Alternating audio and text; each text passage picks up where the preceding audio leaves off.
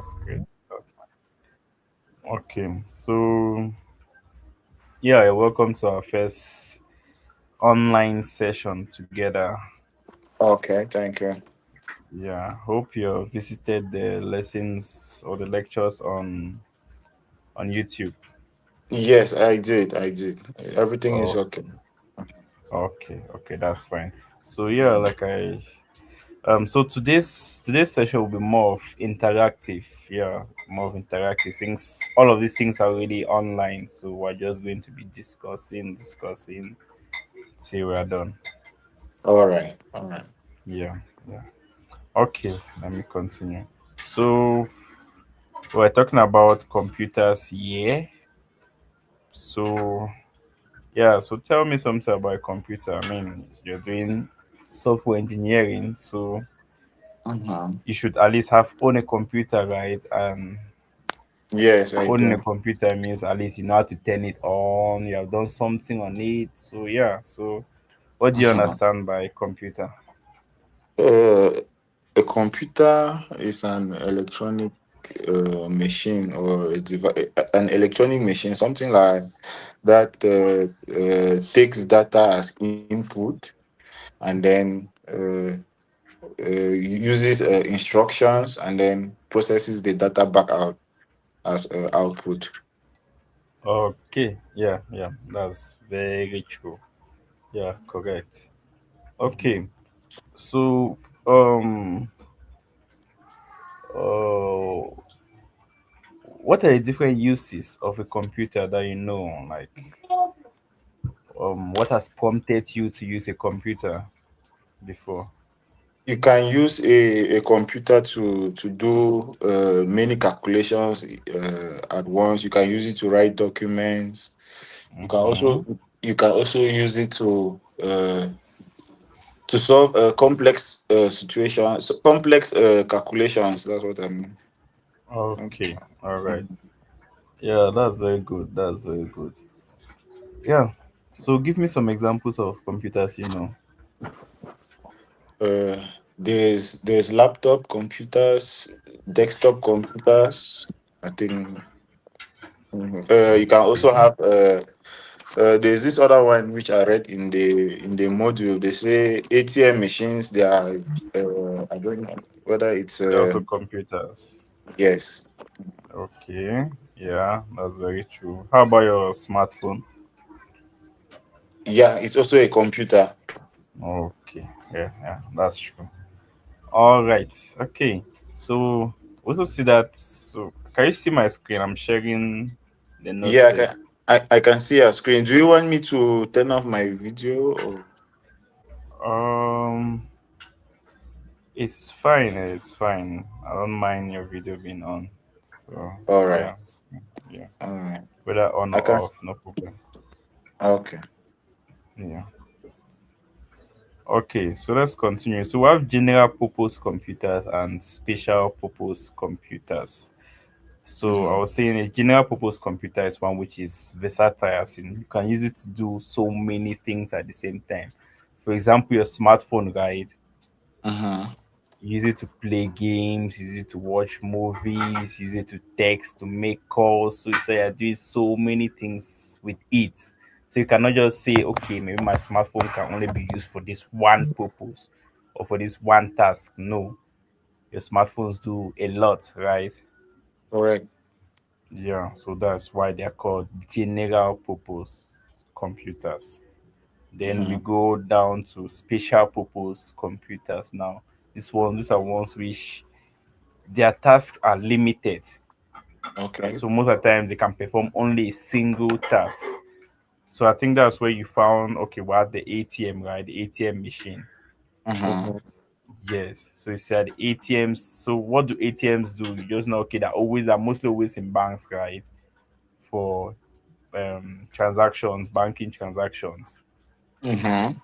Yeah, you cannot go to the ATM machine and be expecting that you'll be able to play games or you'll be able to watch movies. No, Mm-hmm. you know that okay, the ATM machine is built for this, for that Mm-hmm. particular purpose.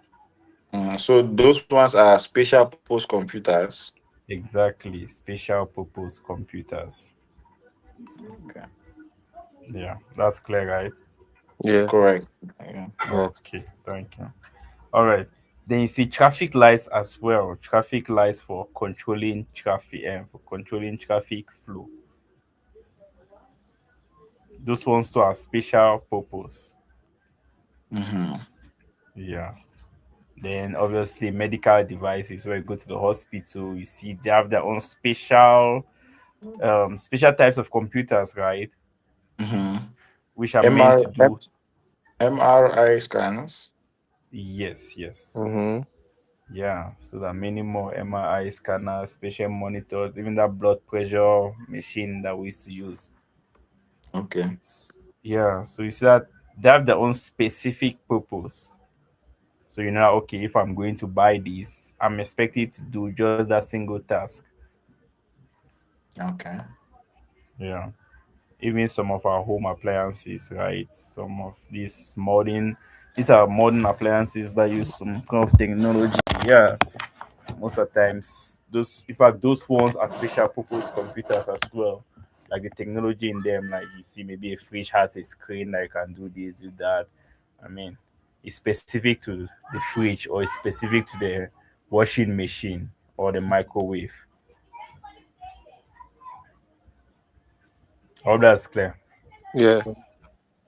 Okay, now let's move down to the fun parts.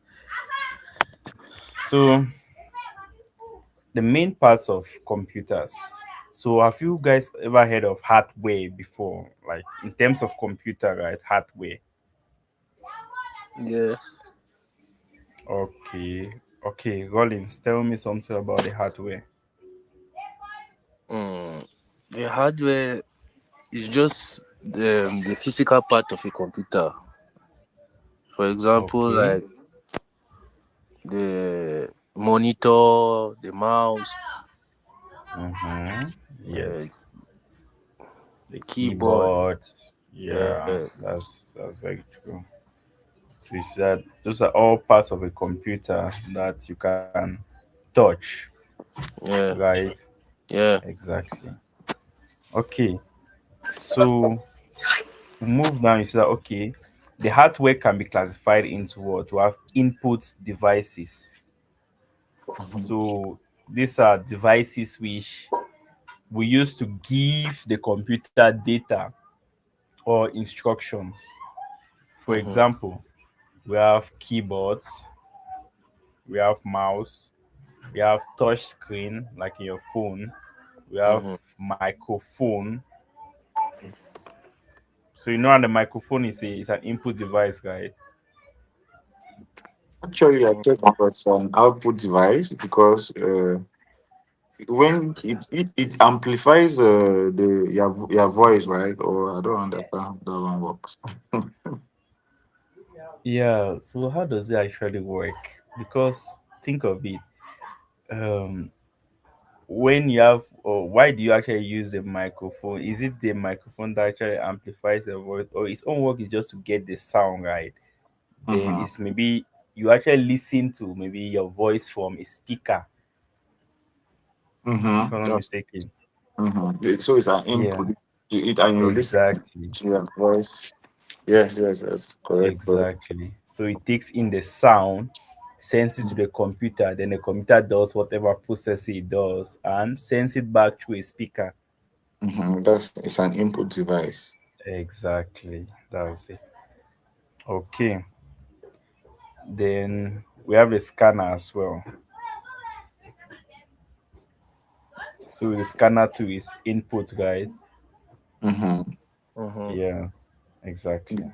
Because you take hard copy and you scan on the scanner, and Yes. it displays on the screen the soft copy. It's soft copy, exactly. Yes, that's it. So next we have the processing unit. So processing. So now like this is the part where should I say the work is being done. Like after I've collected the input, right, I need to Mm-hmm. Mm-hmm. now work on it. I've gotten the data, I've gotten the instructions. Now what next? I have to work on that data. I have to work on those instructions. Mm-hmm. So that's where the CPU comes in. The CPU stems the brain of the computer. I've heard of it before, guys. Yeah. Mm-hmm. Exactly. So it does all the thinking and calculations. Everything is done there. If you see it is just like a small chip, it's just a small chip, but I mean it does a lot, a lot. So the CPU is now equal to the system unit. So I don't know, I've ever seen these desktops. Mm-hmm. Most of the times you have the monitor, then you have another thing again that's like a tower.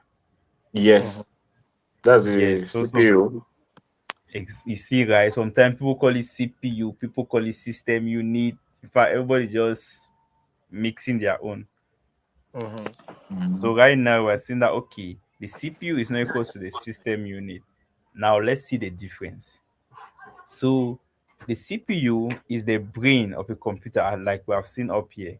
So the Mm-hmm. CPU is just a single chip that executes instructions. Now, what's the system unit?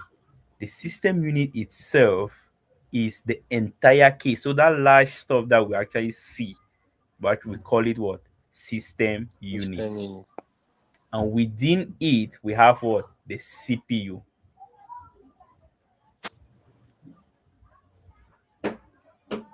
Is that clear? Yeah. Yeah, so that's it. So within it, we have the CPU, the motherboard, the RAM, storage, power supply, and many other things. So you now understand why it's big like that, right? Mm-hmm.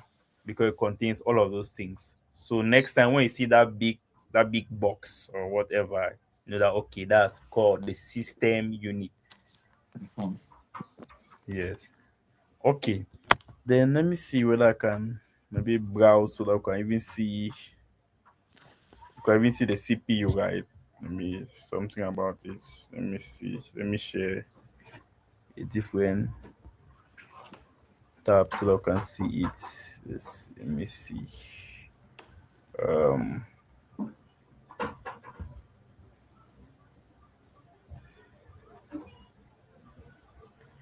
so let's see. Um Let me first of all check for system unit. So system unit of computer. Let's see. Okay. Are you guys seeing these images? Mm-hmm. Yeah. Yes. So this is how it is, right? Mm-hmm. Let me see whether I can. Let me go to images section. Okay. Voila. So this is a desktop. Mm-hmm. We can see the monitor here. We can see the keyboard. We can see speakers here. Then we can see the system unit here. Mm-hmm. Mm-hmm. Yeah. So you see that this is a system unit has been opened. So within it we have other things. Let me click this guy and see. It's kind of blur. I Let me can I see. can see a little bit. Let me see.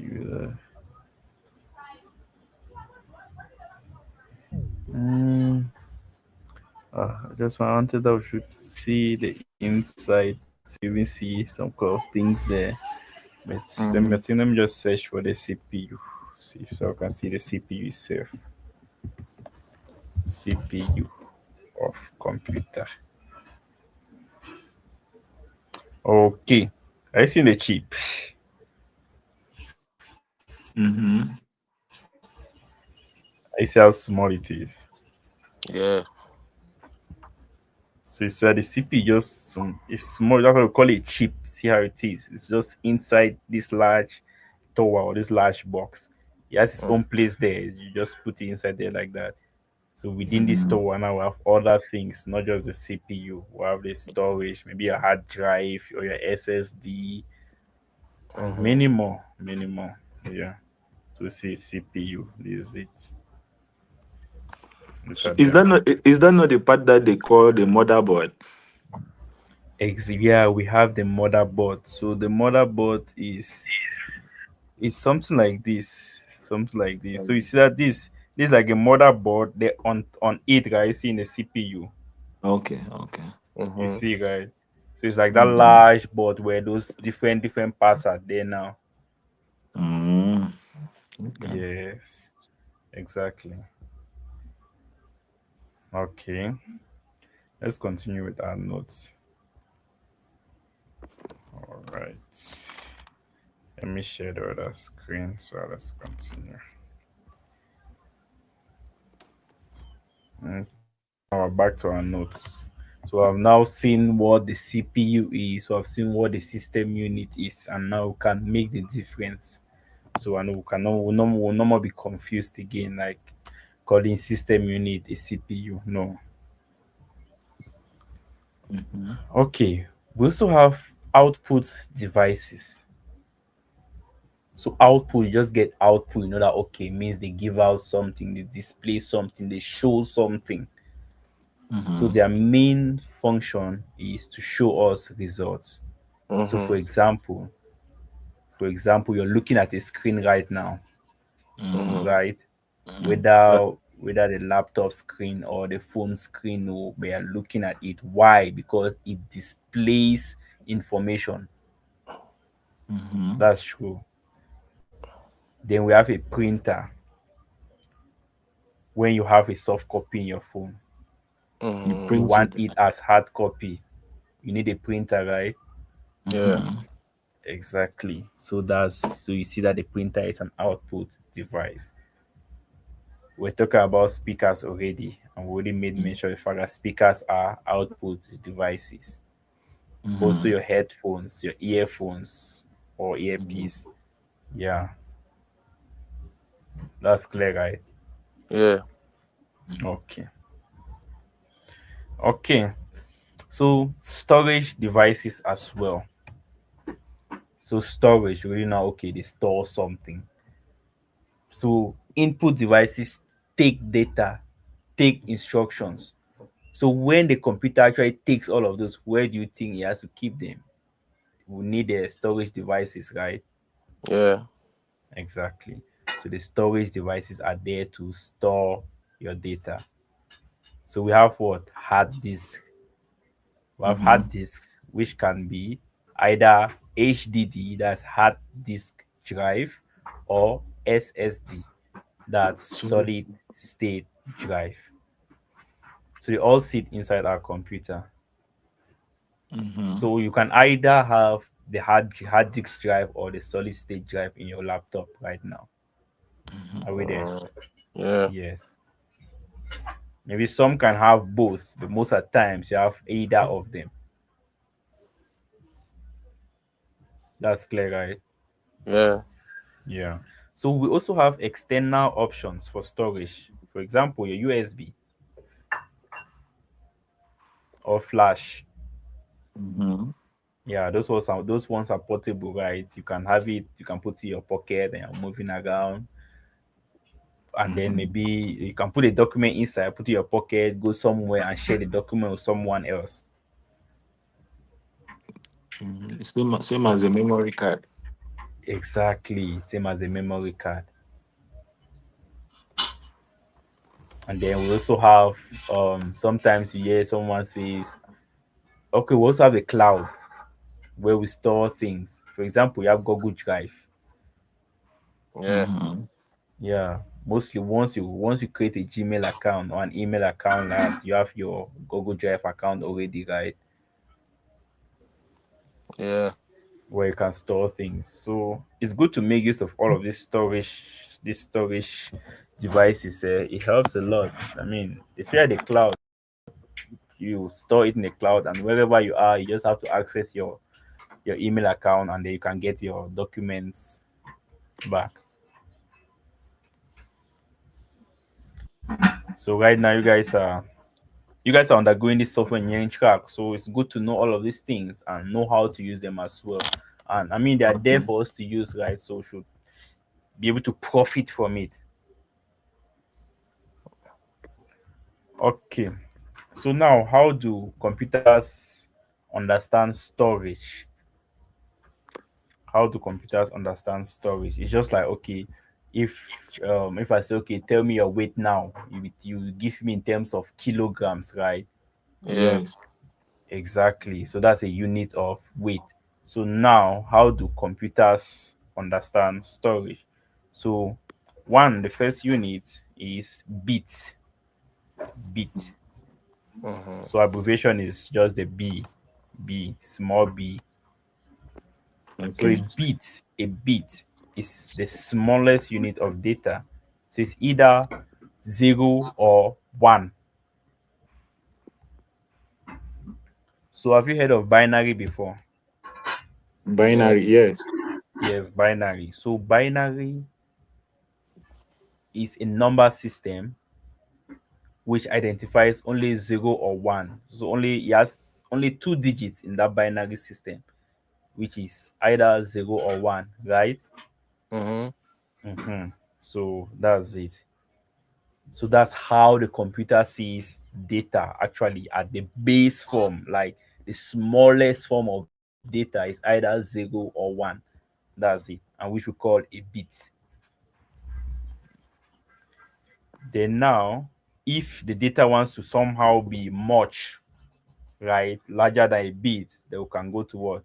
A byte, which is equivalent to what? 8 bits. Mm. Mm-hmm. So this, like for example, maybe your keyboard has the letter cure. So if you press cure, the computer will see what? A byte, which represents cure, the letter cure. And they will be like, oh, so that's like based on the string on that byte, right? It knows that, okay, that's the letter cure. Maybe that's the letter P, that's the letter L. Mm. Are we there? Yes, yes. Yes. Yeah. So we have kilobyte as well. After the byte, we have kilobyte, which is equivalent to what? 1024 bytes.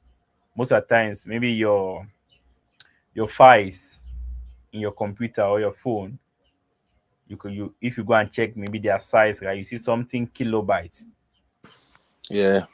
Yeah. So most of the time, so relatable example, you see a small text document or spreadsheet is about a few kilobytes of data. Okay. We have megabyte as well, MB. I mean, when you guys are maybe when you're subscribing to data, maybe a data bundle, you think of MB, maybe Mm-hmm. 100 MB, something of that sort. Yeah. So that's equivalent to 1024 kilobytes. Then um, we have gigabytes as well, GB. That's equivalent to 1024 megabytes. So GB may be a movie, a movie, right, can be up to something gigabytes. Mm-hmm. We have terabyte as well. So I mean gigabytes too. I mean most of the times when we're going to buy a USB or a flash, we're thinking in terms of gigabytes, right? Mm-hmm. You want to buy a flash, maybe a 2 gig flash, a 4 gig flash, a 16 gig flash, 32 gig flash. So that gig is like short form for gigabytes. That's clear, right? Yeah. Yeah. So you go and buy it based on how much data you want that flash to keep for you, to store for you. So that's it. Then we have terabytes. So after gigabytes, we have terabytes. So you see, we have like 1024 gigabytes. It's equivalent to what? 1 terabyte. So I don't know how much things you want to store, but I mean you can be that kind of person who maybe you download movies and keep, download this one and keep. People send you their documents to keep and all those kind of things. So you need more, you need more storage than others. So you can go for terabytes. Then Mm-hmm. even after terabytes again, 1000 something terabytes is equivalent to what? A petabyte. I don't know whether I've ever heard of this one. I've never No, heard about that I've one. never, I've never heard of it. So I I've think heard this one, terabyte, but no. I'm yeah, sure that yeah, I one is think new. I'm sure that one is new. It's really new. I think it's just that we don't really use it, right? I mean, you have this too much of data that you need per petabyte. Mm. But I mean, like, One quadrillion bytes. yeah, it's really 1 quadrillion bytes, yeah. But I think most of this, like something like petabyte, you can see a storage with having a petabyte unit in maybe data centers. Like for Mm. example, where WhatsApp is hosted, right? Mm-hmm. Mm-hmm. Imagine all of us, maybe your data is there, my data is there. I mean, how many billions of persons around the world, their Mm-hmm. data Mm-hmm. is there. So they need such amount of storage. Are we there? Yeah. Yeah. So most of these kind of things now you can find them in servers. Okay, let's continue. So we're leaving hardware, we're going to software right now. Mm-hmm. So we've seen hardware. The hardware are those components of a computer which you can, those physical parts of a computer which you can touch, right? Yeah. Mm-hmm. So now let's go to the other parts of a computer which you cannot touch. And you cannot see. Oh, you can see. Can you see WhatsApp? Okay. Well, we'll get to that one. Okay. So software is the set of instructions that tell the computer what to do. So that's like the most basic definition of software. Are we there? Yeah. Yeah. So you said in when it comes to software, we keep apart, we set aside the part of maybe you cannot see or you cannot touch and the rest. No. We're focused on what? Instructions now. So if you ask that what's software, software is what? A set of instructions that tell the computer what to do. So give me some examples of software that you know. I even made mention of one, WhatsApp. Mm-hmm. Yeah, WhatsApp is a software, right? Mm-hmm. Yeah, what other software do you know? Mm,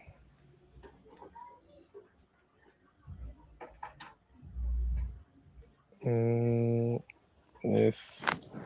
You have VLC media player Okay, yeah, VLC media player is used for to play videos. Yes. exactly videos, audios, right? Yeah. I think even look at pictures. Yeah. Mm-hmm. What other one?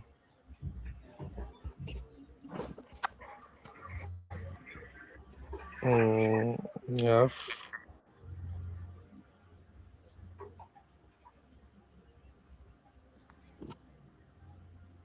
mm, Discord. Exactly, you have Discord. Yeah, Discord. I mean, there's some software that we use every day. Yeah, Discord is one of them. What else?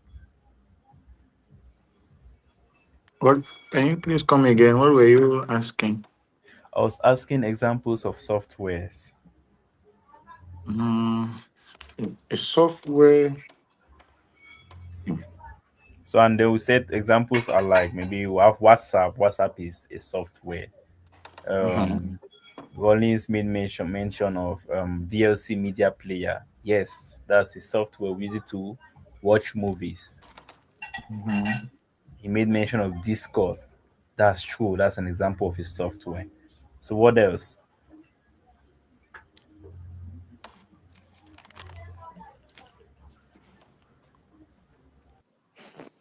Mm,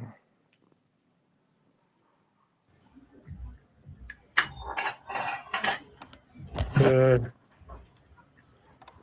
is software something like Microsoft Word? Isn't it a software? Exactly, Microsoft Word. Yeah, that's true. It is. Mm, Yeah. okay. What do you use it for? to write documents, to write letters. That's right. That's true. Then how about Google Chrome? Is it a software? It's a browser, internet browser. Yeah, is it a software? Yes, it's Okay. actually a software. Yes, it is. All right, let's continue with the notes. So Okay. we see that a software is a set of instructions that tell the computer what to do. So now, types of software, we have two types of software. It can either be system software or application software. So let's look at system software. So system software basically runs the computer. So it's the software that actually runs your computer. So without it, your computer is just a box. It's just a box that has all that CPU, all of those fancy stuff. So those ones are just there. Like if the operating system is not there, or if the system software is not there, those ones are just there for fancy. They're just there to occupy space. Do you understand? Mm-hmm. Yeah. So the system software manages the hardware and runs applications. So you say, okay, I want to install this app, I want to install this app, I want to install this app. After you install all of those things, the system software is the one to manage it, make sure that it's running if you want it to run, make sure that it's doing maybe playing your video that you want it to play, make sure it's playing the game that you want it to play, showing you are making use of it, you're doing all what you want to do with it.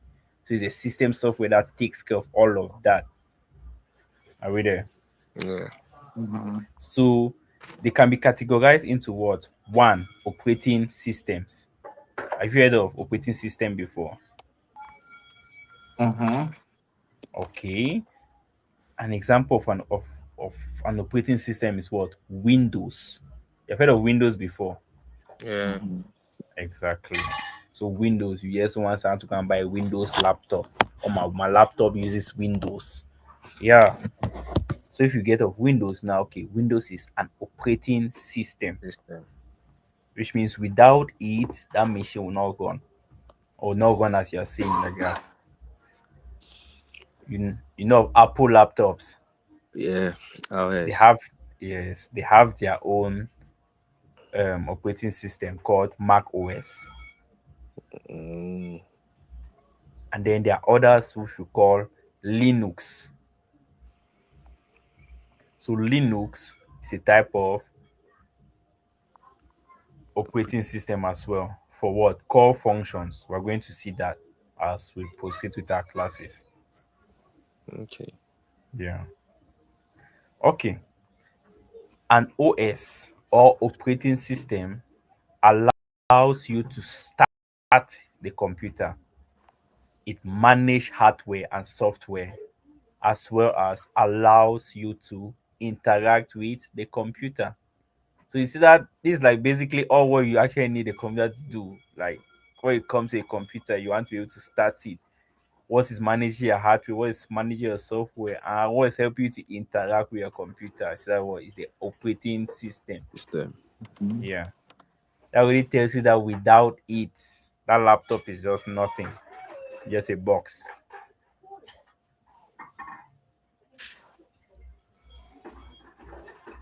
Okay, let's continue. So operating system has two main parts. We see the shell and we see the kernel. So when you have your operating system, so in the operating system, or when let's say your Windows, right, you have your Windows laptop. So Windows has two parts. One is the Mhm. shell and one is the kernel. So now we're going to see that what the kernel is the core part or is the core of your operating system. It manages the hardware like CPU, RAM, all of those hardwares that we saw up there, right? Input devices, output Mm-hmm. devices, all of them is the one who manage them. So it is loaded first and always runs in the background. Because I mean, if it's not running, then and not no other thing can run, right? Yeah. Mhm. So it needs to be running always for you to even see like the images that you're seeing right now on your screen. So if your kernel is not there, then forget. Then now we have the other side of the operating system, which is the shell. So this shell now is the part which actually interacts with us, the users. You see now. Mm-hmm. So the kernel is in the background, you don't even know where it is. It's running, making sure that this one is in order, this one is in order. When you click WhatsApp, WhatsApp opens. When you click Google Chrome opens and all the rest. Then now the shell is there for you to actually have access with your The computer. computer. Yes. So this the shell is the user facing interface, or is it's an outer layer providing a way for users to interact with the computer. So this interface can come in as what? CLI, which we call command line interface, or GUI, which we call graphical user interface. Have you heard of any of these before? Mm-mm. I haven't. Okay. So just know that this part of your computer where you're seeing icons, you're seeing images and all of these things, that's the shell that's providing it to you. You Okay. get it now? Yeah. That's why if you see a Windows machine, it's different. It's they like its own interface that you interact with is different from the one of an Apple laptop. Mm-hmm. That's clear, right? Yeah. Sometimes you just look at Windows machine, like look at Apple laptop, you know that okay, that's Apple. They don't even have to tell you. Just the way its own interface is, right? Yeah. Yes, that's it. To show that what each of them have their own shell, the way they design their own shell. Okay, that's the interface. Yeah, the interface that you interact with. So the interface that maybe you go and click button, you go and click icons, maybe you drag and drop all of those things. That's the shell. Are we there? Yeah. And then Yeah. we've seen that word. The shell can either be what? GUI or CLI. Command Yes, line. that's command line interface or graphical user interface. Interface. So first of all, let's look at graphical user interface. So graphical user interface, you will hear things like graphics. Have you heard of graphics before? Yeah. Uh-huh. We'll talk about graphics, we'll talk about pictures, images, Mm-hmm. icons, all of those things with colors, right? Yeah. Mm-hmm. The Exactly. graphic. Yes, yes, yes. So that's what. So any if you go to a laptop or a phone, all of those images, graphics, in fact, those graphics, like all those colorful stuff that you see, right? Yeah. Mm-hmm. Yes. So that's the GUI. That's the graphical user interface. It means that particular shell of the operating system offers what the graphical user interface. You Mm-hmm. get it? Is that clear? Yeah. Yeah. So it means the shell offers that one for the users to do what, to interact with the operating system or with their computer. Now we also have what, the command line interface. So you just get the name command line. It tells you that what, you are just writing the commands. You're just giving commands, and then the laptop does it. It does the work. Okay. Have we watched Matrix? Yeah. Mm-hmm.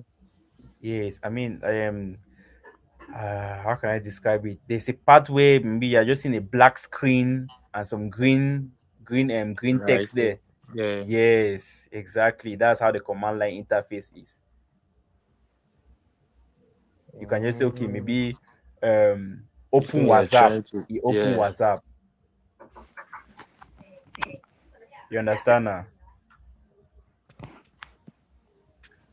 So yeah, as well as we continue with our program, we're going to actually interact with all of these two different shells. You get it now? Yeah. Mhm. Exactly. Okay.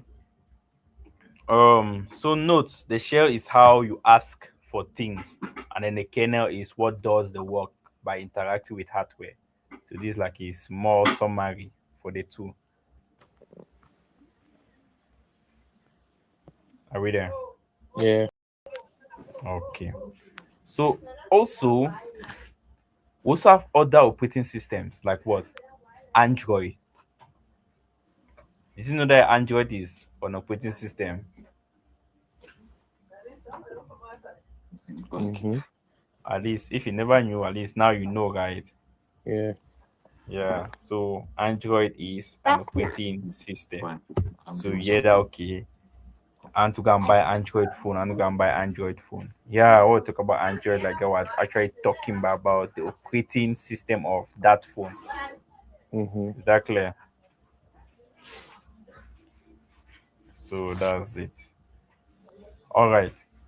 Then also, if you're not buying Android phone, you're buying what? iPhone, right? iPhone. Yeah. iPhone. Exactly. So iPhone is what? Yes, the iOS. iOS operating system. That's it. So it's the iOS, an operating system used for mobile devices manufactured by what? Apple. Mm-hmm. Yeah. So that's it. And now, from now you can easily see why. Okay, Android phone has its own way in which it functions. iPhone has its own way in which it functions. Two different platforms. Exactly. That's clear, right? Yeah. hmm Also, we have something we call device drivers. Device drivers. So the device drivers are used for what? For communicating with the hardware. Are we there? Yeah. Yeah, that is for communicating with our hardware. For example, let's say when you put your flash in your laptop, what happens? The laptop or the computer needs something to communicate with that flash, right? Yeah. Mm-hmm. Exactly. So that's where our device drivers come in. You get it now? Yeah. Yeah, where you put your mouse, where you put your keyboard, all of those things. Yeah, device drivers are the ones taking care, communicating with them. So I mean, at least they assist the operating system too, right? Yeah. Mm-hmm. Yeah, they will have utility software, for example, antiviruses. Okay. Yeah, backup tools for maintenance, and they will have firmware or firmwares and bootloaders. So these ones are for what? Basic device control, like what? BIOS. So these ones come in when what? You want to load your machine, you want to turn on your machine. Are we there? Yeah. Yeah, we gave there's an assignment to actually write an article on what happens when you turn on a machine. So if you did that, I'm sure you saw something called BIOS there, Mm-hmm. or UFI. Mm-hmm. Yes, so that's it. They will work when you're turning on your machine. So they initialize your computer's hardware and load your operating system. Okay. So next, language processors, which translate code from high level languages into machine code. Yeah, Okay. because I mean, I've um have you ever heard of programs? You guys have heard of programs before, right?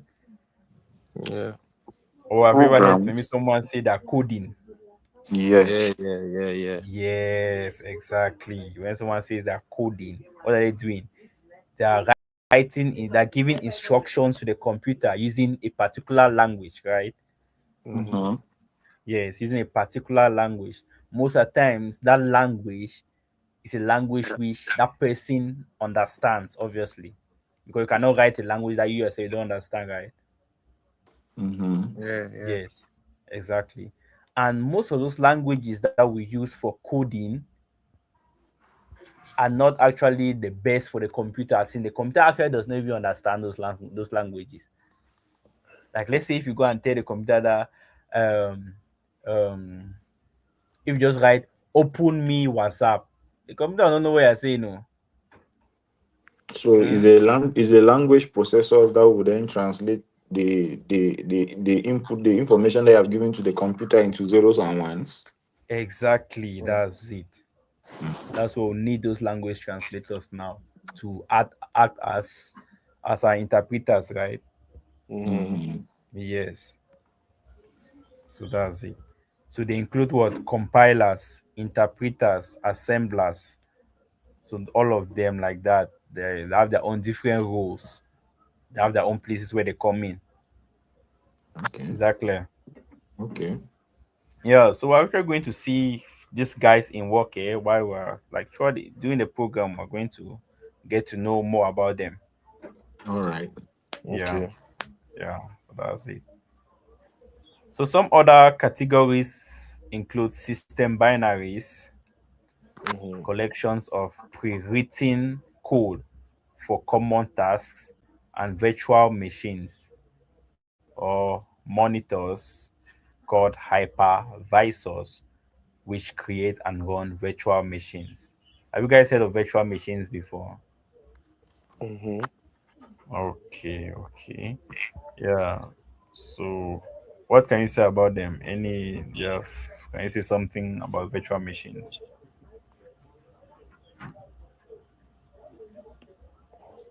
Anything. I can say a virtual machine is another computer in the cloud or something like that. Mm. Okay. I Because like the part of another because computer. you don't need a laptop to access. You don't need that's a computer that can be accessed in a computer. I think that's what it Okay. is. Yeah. So can you also call it a software? Exactly. Yes. So you actually install a software in your computer in Mm-hmm. which you install an operating system. Mm-hmm. Mm-hmm. Which functions Or like another computer. yes. So you install a Mm-hmm. software, and inside that software, it's like you build your own computer or you create your own computer inside.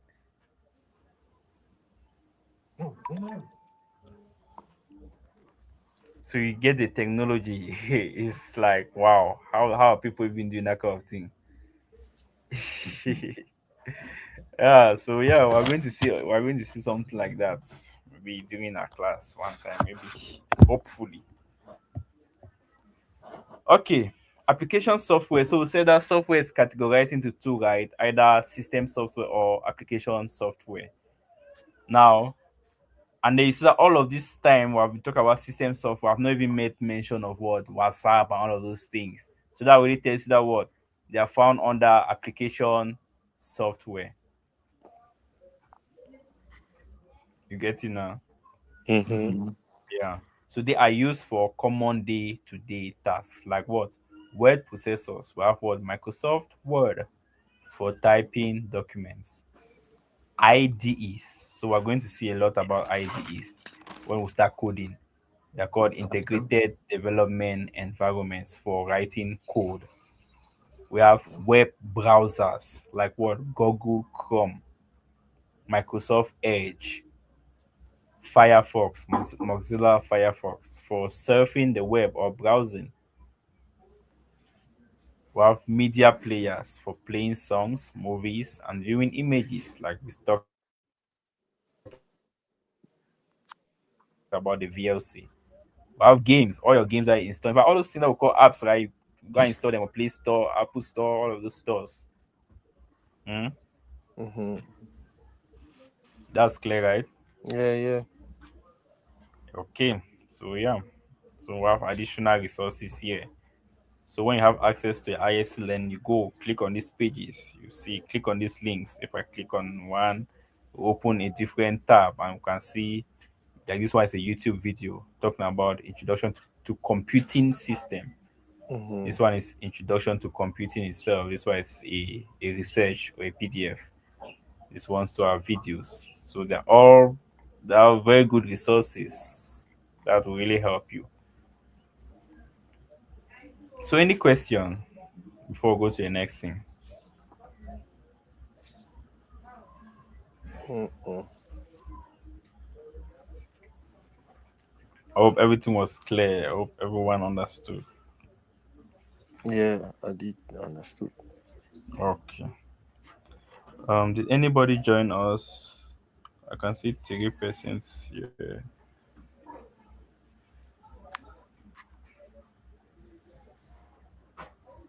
Was anyone? Hope, hope there's no new person. Or is there a new person? I'm Ah, seeing look. fellow jits. Yeah. Okay. When getting into the sessions, I think there's a place where you have to put your name, right? Okay. Yeah. Mm, Most of the times, yeah, we skip that place. But put your name. When you don't put your name there, um, the software is just going to name you fellow Jitstar, and they see will become confused that okay, this place is fellow Jitstar, this other place is fellow Jitstar. So I hope that's clear. Yeah. correct. All right. Okay, let's go to the next one. The von Neumann architecture. So the von Neumann architecture. So von Neumann was one guy like that. So well, yeah, who actually developed or who revolutionized computers as a whole, who gave Mm, us a new way of actually building computers, and that's the way which we use even up to even yeah nowadays. We still use it because is how can I put it? Um, it's working right. It's doing the work. So let's look at the von Neumann architecture. So first of all, what is computer architecture? So talk about architecture first. So computer architecture is the conceptual design and fundamental operational structure of a computer system. conceptual. So yes, so conceptual design, like in theory, this is how you should see a computer, or like the big picture, right? Okay. Yeah. So it answers questions like what? How does a computer execute programs? Because obviously, let's say you're writing programs or you're writing code, we as a software engineer, as software engineers, want to actually know like how is it executing this our code that we're writing like that. Mm. Are we there? Yeah. Just some few minutes ago, we saw that word. When we write code, the computer needs to interpret it or bring it right down to its level that I can understand. Mm-hmm. Yes. So this von Neumann architecture or computer architecture as a whole will help you to understand how the computer executes programs. How do instructions and data move inside a computer? That's very important. I've heard that okay, input devices give instruction, give data. I mean, yeah, they give it. What next? So yes, this where w- this computer architecture helps you to understand that. How do hardware components work together? Yeah, we've heard that there's a memory, there's the CPU, there's SSD, HDD, this one, that one. Yeah, they're there, that's true. But how do they work together? We've seen that without the operating system, all of those things are useless. So Mhm. now this computer architecture will help you to understand how everything blends. Okay. Yeah. So we see that one of the earliest and most influential models of computer architecture is the von Neumann architecture. So yeah, there's a historical background for that. How it was proposed in 1945. Talk about the report or his book that he wrote it. It became the foundation for almost all modern computers. Then before they will talk about how before this model, programs were often hardwired into the computer into the machine. So if you have to, if let's say you write your program, let's say you create, let's say okay, we have WhatsApp, right? Mm-hmm. Okay, imagine that maybe for you to get WhatsApp, you have to go and buy maybe some kind of part somewhere that you go and buy it, you bring it, you fit inside your phone. I don't know how you put it, but I mean, yeah, maybe you fit inside your phone before you can have WhatsApp. Okay. It Then, then was if it. then if there's a Mm, WhatsApp update, you have to go again and buy again the updated wow. version. I mean, Mm-hmm. imagine. I'm just like picturing out right that maybe that's how it was in those days, but like you get it. Mm-hmm. Yes. Imagine. I mean, but for them, they live the life, obviously. I Mhm. mean, for them it was cool. Yeah, we're writing programs, we're having access to this. It was fine. Then now, when Newman came, I was like, no, this thing, no, there should be a better way to do this kind of thing. So So you the brought guy, in like the concept of having been able to install them on the computer, or how. yes, exactly. So this is so like we have a question here. What if instructions were stored in memory just like data? Are we there? Yeah. Mm-hmm. So imagine that maybe they're storing only data, not instructions. But we've heard that word. What software? Software is a set of instructions. Mhm. You get it? So it means you Mhm. could not even store your software, you could not store instructions in your phone. Let's put it like that. Let's say phone. Yeah, you could not store instructions there. Which means maybe if you needed a particular software, you go and like I said, you go and buy it, come and put it. You need this one. I mean, just imagine how it was. But now he came and said, okay, let's try to store these two things together. So it's like just maybe this small, I mean, it looks minimal to us, but it was a real big deal back there. Mm-hmm. Okay, the key concept. So stored program concept. So now what happened? So can anyone explain this stored program concept? I mean, maybe from the YouTube video or so, you must have gotten something. I just believe that when he came up with this concept, it was to ensure that guys no longer had wire things into the computer, Mm-hmm. into the olden days computer. So, like for example, he could now create programs which he could install inside the memory of the computer, and Yeah.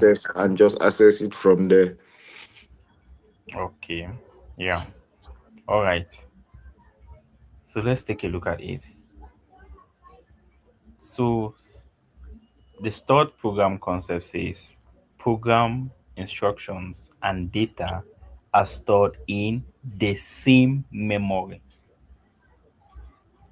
So as such, the CPU fetches both from memory as needed. So if the Okay. CPU needs a specific instruction, it takes it from memory. If it needs the data, it takes it from memory as well. So it has all of them there. Hmm. You get Mhm. it? Mhm. Okay. Oh, yeah. So why this matters? So programs can be modified, loaded, saved, and reused. Which means if I need, let's say if I open WhatsApp, what happens? They load all the instructions for WhatsApp into memory, then the CPU is just using it. Hmm. If maybe there's any data like why I'm using WhatsApp, if there's any data, it loads that data in memory. Then when I need it, it gives me back. Okay. You get it now? Hmm. If maybe while I'm using WhatsApp, I come and leave WhatsApp, I go and maybe open Discord. It loads Discord too in the memory. They are using Discord alongside WhatsApp. Let's say you're using it on your laptop, right? You open Discord, you open WhatsApp. Discord is open here, WhatsApp is open there. All of them are found in the memory that like their instructions, right? Mm-hmm. Their instructions are found in the memory. When you need to execute anything on WhatsApp, the CPU fetches only instructions for WhatsApp. When you need to execute anything on Discord, the CPU fetches the instructions for Discord. Okay. So you see, all of them are sharing the same memory.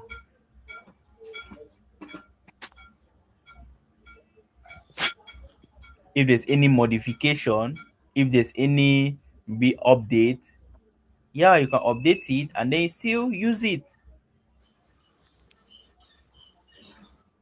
While using WhatsApp, if you have to store any particular data, you can still save it. Uh-huh. So that's it. Now, software becomes flexible. Okay, it's on now. All right, let's continue. Okay, we're talking about software becoming flexible. Yeah, obviously, guys, software is obviously flexible now. If you have maybe an update, you just update it and you continue as if nothing has happened. Uh, Uh-huh. then it also enables modern operating systems, compilers, and multitasking. So, due to all of this, like this new technology, like let's say as technology advances, right, it brings about new stuff, right? Obviously, new opportunities. Are we there? Mm-hmm. Mm-hmm. Yeah. So due to the idea of doing that, of having data instructions in one memory, so yeah, operating systems too can become more flexible and all of this. Compilers come in, multitasking. So I think we know of multitasking, right? Mm-hmm. That's performing like more than one task at the same time. Something. Yes, exactly. So you say you can open WhatsApp here, you can open Discord, you can open maybe VLC, your music is playing there, that one, everything the computer is doing it. Your phone is playing music, you're there on WhatsApp, your phone is playing music, you're playing your game. Sometimes even the game too is playing a song, your phone, the audio player to also play its own song. Basically, everything is working seamlessly, smoothly, right? Okay. Mm-hmm.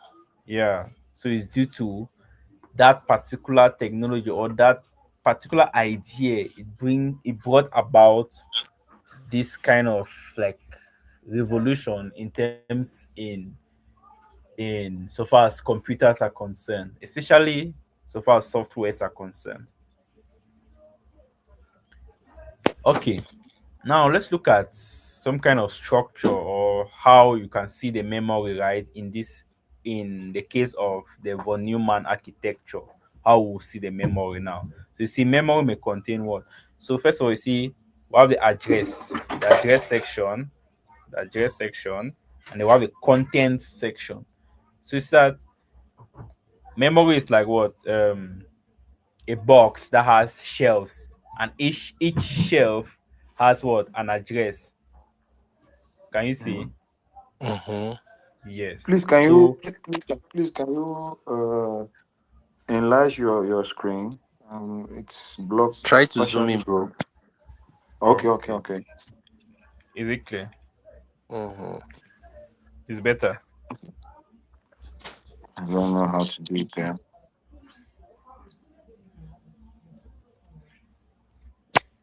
Yeah, it's better now. I'm seeing. Okay, okay. All right. So we say okay. At address 1000, we have this instruction that says load A. So you said this is an instruction, right? Yeah. Mm-hmm. Telling the computer to load A. Whatever A is the computer that knows, but that instruction is just saying that load A. Then at the other address, that's 1001, we have add B. At 1002, we have store C. Mhm. Then at 1003, we have what? You see, the data for A. So this is not an instruction now. This is data, right? Mhm. They will have at 1004 we have the data for what? For B, which is 3. So it's that having all of them in this in one memory like this helps. So that okay, when the computer sees load A, it knows that okay, I come now to this memory 1003 and get A and load it. Which is 5? Exactly. Mm. Where it sees add B, it knows that I come and take B and add it to wherever it's adding. That's clear, right? Correct. Yeah. So you see both instructions and data live together. Now, core components of the von Neumann architecture. So the high level diagram. So we see that what we Input. have input devices, memory. So you see that memory has what data and instructions at the same time, right? Mm-hmm. We have the CPU. So the CPU, I seen how our CPU is. CPU has a loop. So these are like parts of of the CPU, or components of our CPU. So the CPU is broken down into the ALU, the control or control unit, and registers.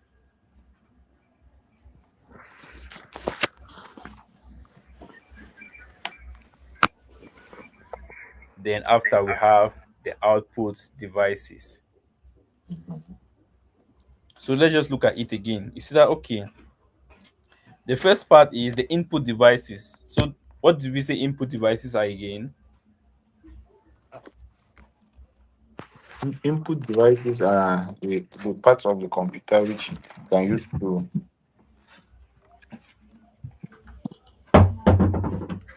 input devices are the physical parts of the hardware now that you can Yeah. use to input data into the computer. Mm-hmm. Is that yeah, that's clear, right? So the computer, these are those devices which give instruction and data to the computer, Mhm. right? Mm-hmm. hmm Then next we have our memory. So it's that okay. If you get instructions and data, you have to store it somewhere. And we now okay, the memory stores instructions and data. That's clear, right? Mm-hmm. Then the next Mhm. part we have our CPU. What's the use of a CPU? It says it's the brain of the computer, and Mm-hmm. it processes information Yes, that was sent by the input devices. exactly. So you see, when we get the information from the input devices, we store it in a memory. Then the CPU can now fetch those information or those instructions and data from the memory and process them. That's clear, right? Yeah. Yes. Af- yeah. After processing, obviously we need an output. That's why we have our output devices now. So just based on this, you can already even explain the von Neumann architecture. Now let's get into them one by one now. So we have our central processing unit or the CPU. Okay. We all know that that's the brain of a computer, which means computation, processing, all happen there. Okay, so the main responsibilities of the CPU is one, it fetches instructions from the memory, it decodes the instructions, executes instructions, and store the results. That's clear, right? Mm-hmm. Mhm. So the CPU has two main parts. So we saw ALU inside there. So ALU means arithmetic logic unit. So this ALU, what does it do? It performs arithmetic operations. Operations. Yeah, so arithmetic operation like addition, subtraction, multiplication, division. Okay. Then we have logical operations. It also performs logical operations like and, or, not, all those things that you see on the truth table. Then comparing, yeah. So you can compare two things, greater than, less than, is it equal to. So the ALU does all of this arithmetic stuff. Arithmetic logic unit. Okay. Yes, arithmetic logic unit. So any logical operation, no, it gives the CPU gives it to the ALU. Any arithmetic thing, or it gives it to the ALU. Comparing things, it gives it to the ALU. Yeah. That's clear, right? Mm-hmm. Correct. Mhm. Okay. So examples 5 plus 3, yeah, ALU do it. A and B, ALU do it. X is greater than Y, ALU does it. So ALU does not store data. So obviously, you get it right. It doesn't store data. Its own work is just to process it. Do, do the calculations. Yes, do the calculations. That's it. Now we have the control unit. So this one, another part of the CPU, or another component of the CPU is the control unit. What does it do? It directs all operations inside the CPU. So it decides what happens next. Like what's the next thing the control unit has to know. Then it sends control signals to where? To the memory, the ALU, the registers, input output devices.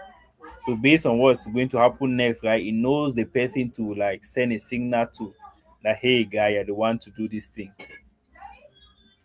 So it's like the teacher. Yeah, or the coordinator. Right. Yeah. Okay, so we say think of it as a conductor of an orchestra. Okay, that's another way to look at it. Now we go to Mhm. registers.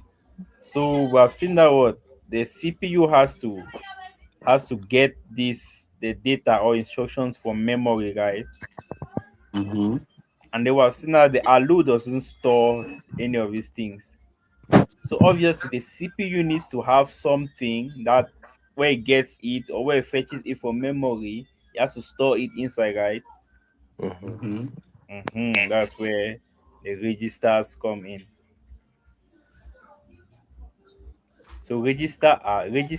are very small, extremely fast, and are located inside the CPU.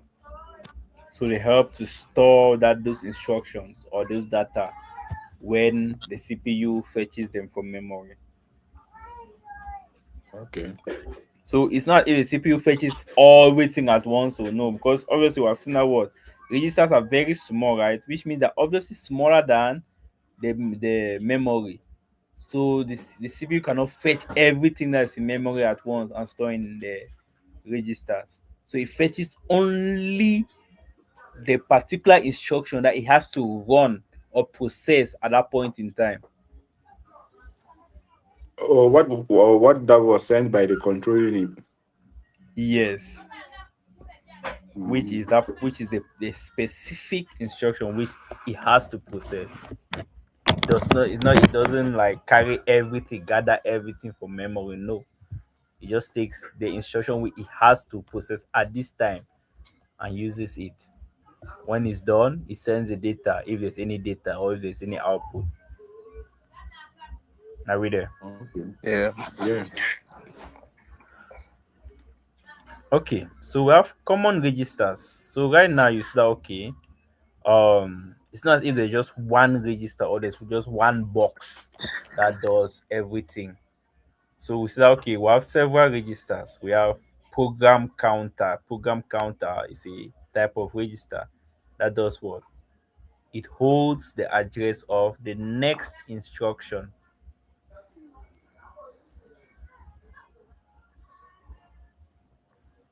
Is that clear? Mhm. So the program counter holds the address of the next instruction. So let's say at this point in time, okay, we're processing instruction A, but the next instruction is what? Is instruction B. So after we're done processing instruction A, the CPU needs to go and look for or go and fetch instruction B, right? And Mhm. for it to fetch instruction B, it needs to know what its address. Because recall we saw that what memory is like a box, right? Inside that box we have different shelves, and each shelf has its own address. Mhm. Yeah. So the program counter's own work is to hold the addresses of the next instruction. So when the CPU needs to run that next instruction, for it to fetch it, it needs to go and get the address from that program counter, go and fetch it now for memory. Then we have the instruction register, abbreviated as IR. So this is what actually holds what the current instruction that we are executing or that we are processing. Then we have the accumulator. Accumulator is also a register which does what? It stores the immediate results.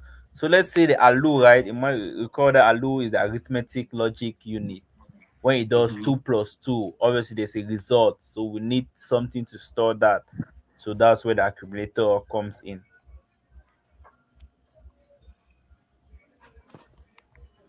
Then we have the memory address register.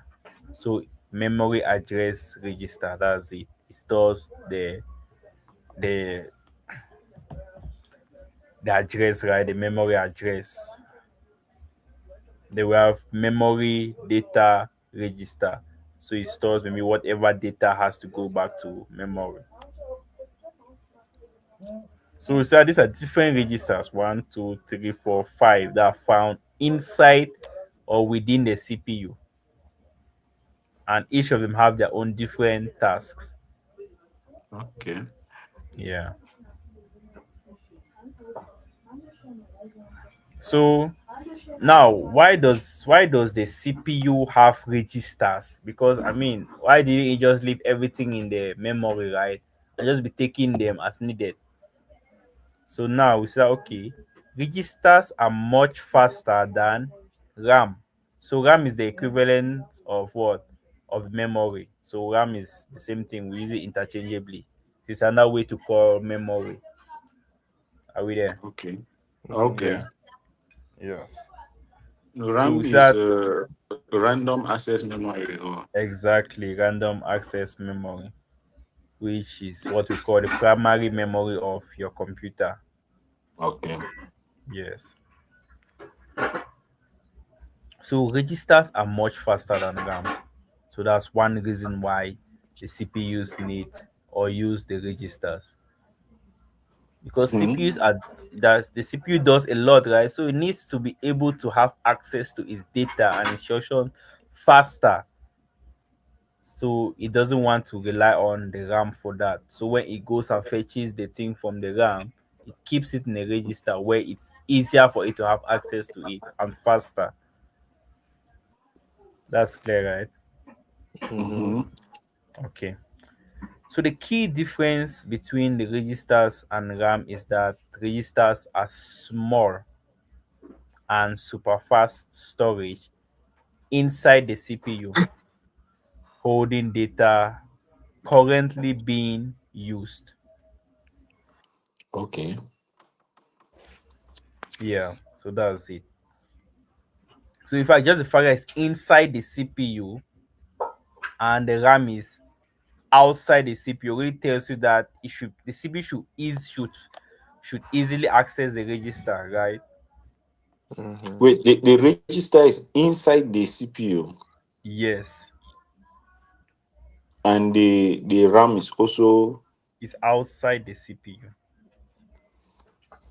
but they were saying, you were saying that the CPU is what okay, is the system unit which comprise all these other things. Yes, yes. You Not get it this. now. Okay. Yeah. So RAM is larger and slower and is sitting outside the CPU, holding data for running programs. So you see, RAM holds data for running programs, as in if okay you have your WhatsApp open, you know that the data and the instructions for WhatsApp are inside the RAM. If you have Discord open, know that the data and instructions for Discord are inside the RAM. If you have VLC open, know that all of them are inside the RAM.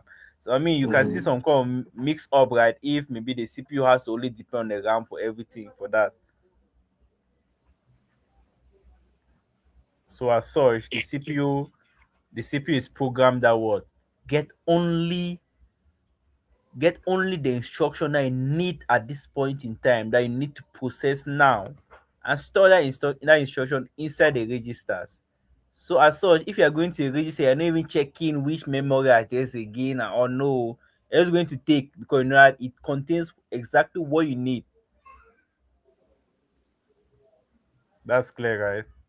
Mm-hmm. So registers offer immediate access for calculations. So that's for the ALU, while memory or RAM provides a bigger capacity for less urgent data. That's clear, right? Mhm. Okay. Okay, we've seen the CPU. Let's look at the memory or RAM. So characteristics, it stores both instructions and data. So I've already seen that. It's volatile. So volatile, we'll talk about volatile in terms of computers. I mean that data is lost when you power off your computer. So right now my computer is on or your phone is on, but once you turn it off, everything that is in memory is going to disappear.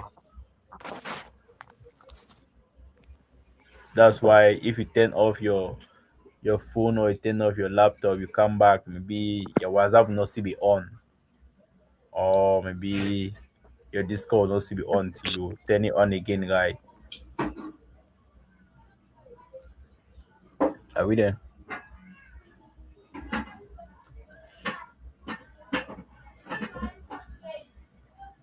Can you guys get me? Yes. Yes. Okay, thank you. So yeah, RAM is slower than registers but faster than storage. So know what storage is, right? The hard disk SSD. Yeah, so I've seen that. So RAM, even though it's slower than registers, it's faster than storage. Okay. So now memory structure. So memory structure is divided into addressable locations. So I've already seen this. We've seen that what the memory has different addresses, like it's composed of different locations, right? And each location has an address, and also each location holds a fixed number of bits. So each location, right, in memory, we have seen how computers store data, right, in bits, Mhm. bytes, and the rest. So based on your computer or based on your computer, the memory will have a particular amount of data that it can store, or each location in memory will have a specific amount of data. Are we there? Mm. So you see each location holds a fixed number of bits. Can be 8, can be 16, can be 32. They're mostly in multiples of 4.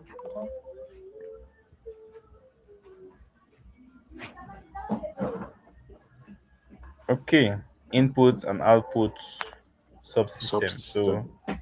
we know what input devices are, Mm-hmm. we know what output devices are. So the in Your screen, we cannot really see your screen well. Bro, try to Oh, zoom in now.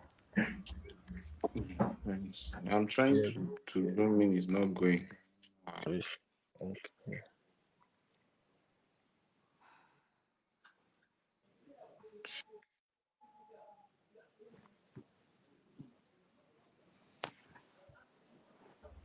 um are you using a phone? Is maybe it's because of the phone.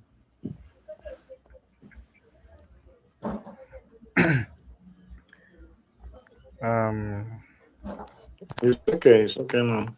all right. So we see the input output subsystem. It manages data transfer between your computer and the external world. So now input devices take data and instructions while the output devices now give it out, right? Mm-hmm. So we also have something we call system bus, which act as the communication pathway. So when you give the maybe the instructions and the data, they need something to communicate with, maybe the memory. They need something to communicate with the CPU. Like how does the CPU fetch or take that data from the memory? So that's where the system bus comes in. Okay. Yeah. So we have three different types of buses. We have a data bus, we have an address bus, we have a control bus. So data bus is there for you to transfer data. I mean, as the name says, you already know it. It's there for you to transfer data. Address bus specifies memory locations, and then the control bus now sends control signals. Signal. Yeah. Then we see that in the von Neumann architecture, one bus is shared.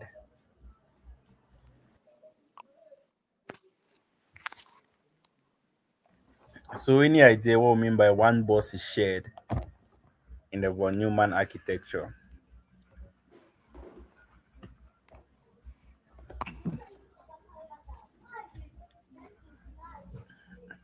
Mm-hmm. Any idea? So we have three buses. They have the address bus, the control bus, and the data bus. So it's like okay, in the von Neumann architecture, one bus is shared, and that one bus carries what both instructions and data between the CPU and main memory. So I think let me see. Let me search for a diagram for these buses. Um let's see. So let's see von Neumann architecture. Um von Neumann architecture. Let me say with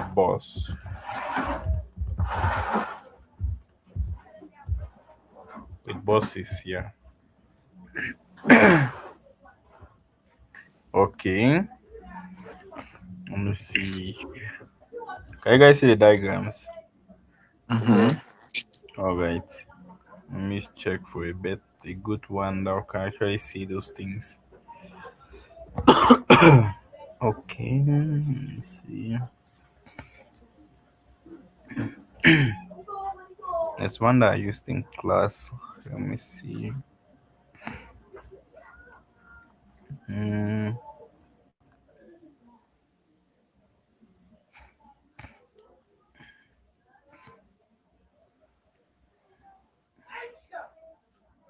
mm,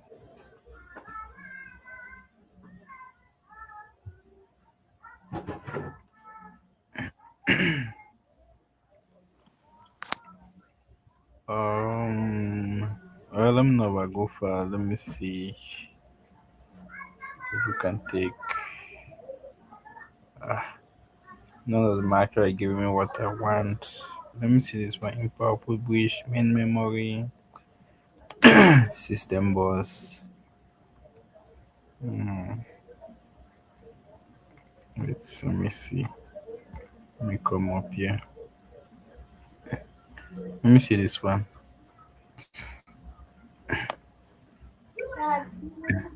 Are we Mm. there? Okay, so Mhm. can you see this? Go born now. Can we all see this diagram? Mm-hmm. Yeah. Okay, so you see that we have the control bus here, we have the address bus here. I see on these two, they move only from where? From the CPU to the memory. So it's only like it's unidirectional. Is the address bus? Mm-hmm. Yeah, so they only go one way, right? From the Yeah. CPU to the memory. Mm-hmm. But now you see that what the data bus is bidirectional. So it's that one time there'll It be a brings. time when okay, it's taking instructions from the memory to the CPU, Mm-hmm. and then there'll be another time where it's taking what data back from the CPU to the memory. Mm-hmm. So that's the bus which is shared. Are you seeing? Mm-hmm. So in the von Neumann architecture, this is the bus that is shared. So that's what we mean by it being shared, which means that one bus or the data bus. It brings information and takes back information to the. It brings data and saves in the memory and takes back data and Instructions, yeah. when the CPU requests. Exactly. So that's it. So that's what I mean by it's being shared. All right, let's go back to our notes.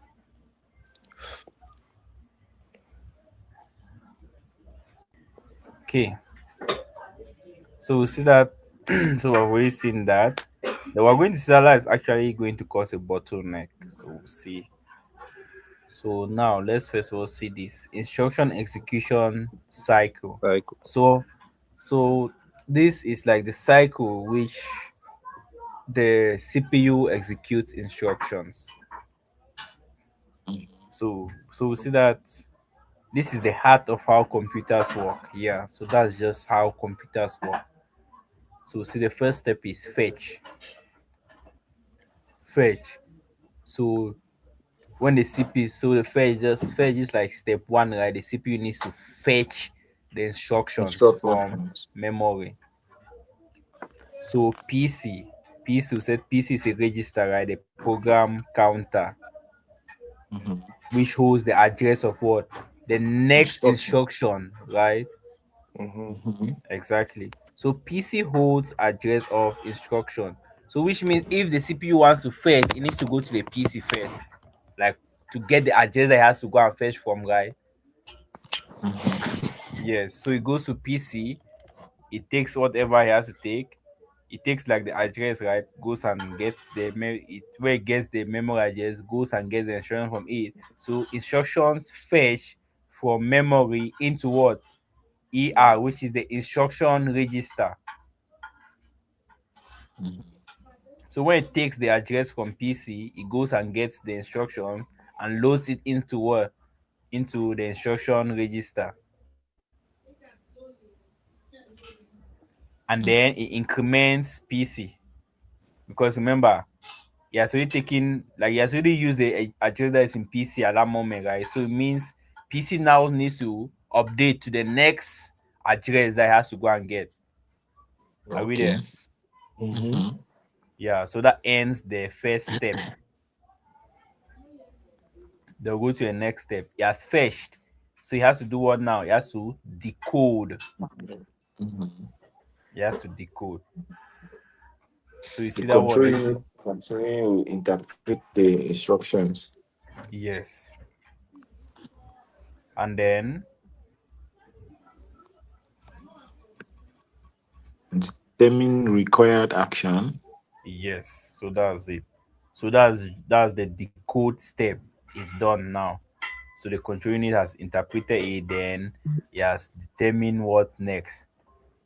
So recall we said that the control unit's own work is just to be sending like it's like the conductor, right? The Mm-hmm. modulator. Yeah. So that's why I see this decoding stem now. It's the guy who does everything. Then when he knows the next action, he needs to come now to execution. The execution step now, what happens? We now okay, Alu has to come in now, right? That's if it's a mathematic calculation which is required to be done. Yes, if it's a mathematical stuff that's required to be done, yeah, so that Leo would make all the computation and everything, and then whatever result is there is going to be stored in the register Mm. or memory. Memory. Yes, and that's it. Yeah, that's just all because now the cycle repeats. It just repeats millions or billions of times per second. Like it does that. It just keeps doing it. Just like so fast. Computers are normally they're known for their speed, right? Mm.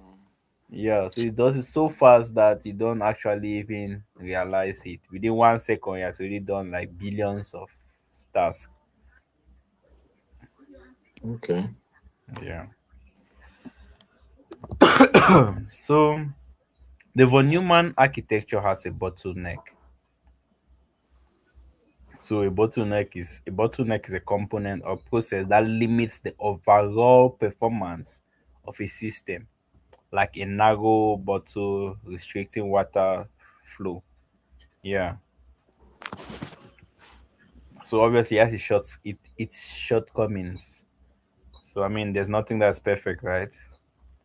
Mm-hmm. So what is it? So we see that CPU and memory share a single data pathway. So I've already seen we saw that diagram, right? We saw that Mm-hmm. if he wants to get instruction, he uses only the data bus. He wants to send data, he uses only the data bus. So it's that between the CPU and the memory, like to share information between the CPU and the memory, we have only one bus doing the thing. You limit the performance. Exactly. Make it That's it. slower. Make it That's slower. that's it. That's it. It's just like maybe um for you to go from your house to school, you have only one road. So Mhm. in case let's say the whole village wants to leave. Traffic. Yes, exactly. Traffic, right? There's only one way between between maybe those two villages.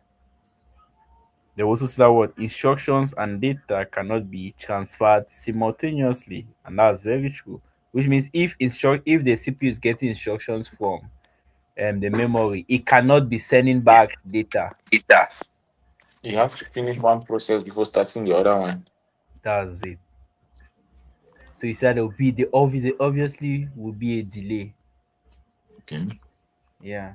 So the CPU is done is done maybe performing is done executing this specific instruction, but it has to must wait because he has to give a data first before it takes the next instruction.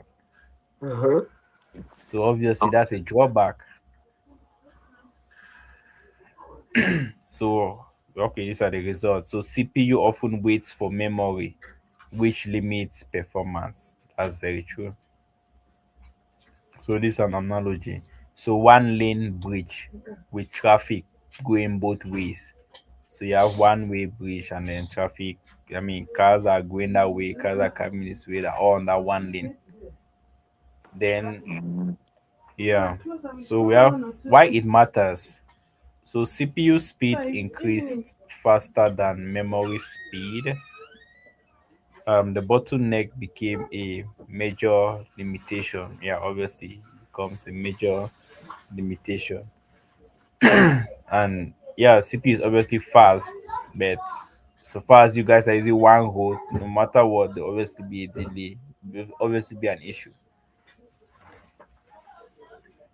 Then now we have well, obviously, since there's an issue, obviously we need solutions for that.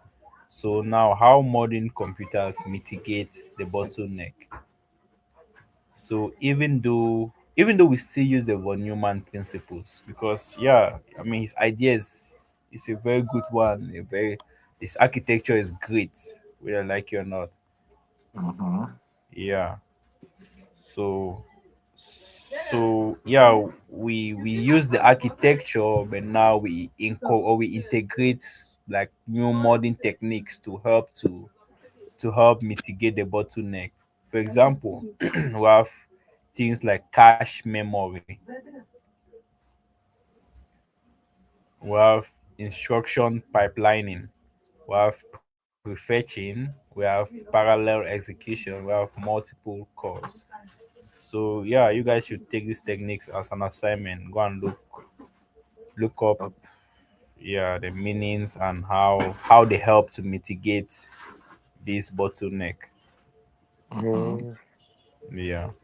So So when they say bottleneck, that means like the disadvantages of this von Neumann's architecture. yes, the disadvantages, the shortcomings, or the drawbacks, Okay, okay. or the limitations. Yeah.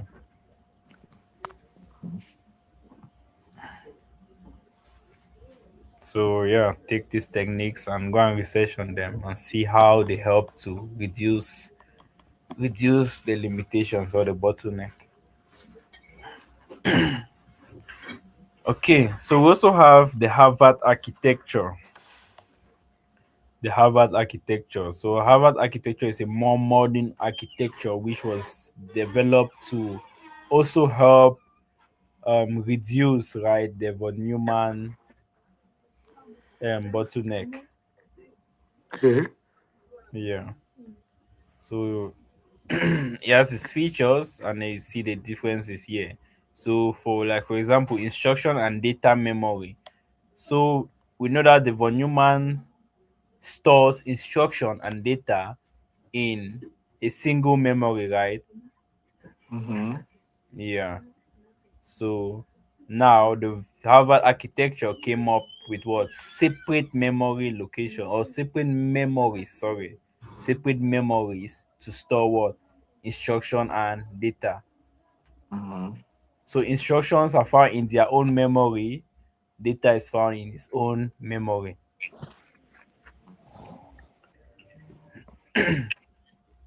And then as such, obviously we have different buses, right? Mm-hmm.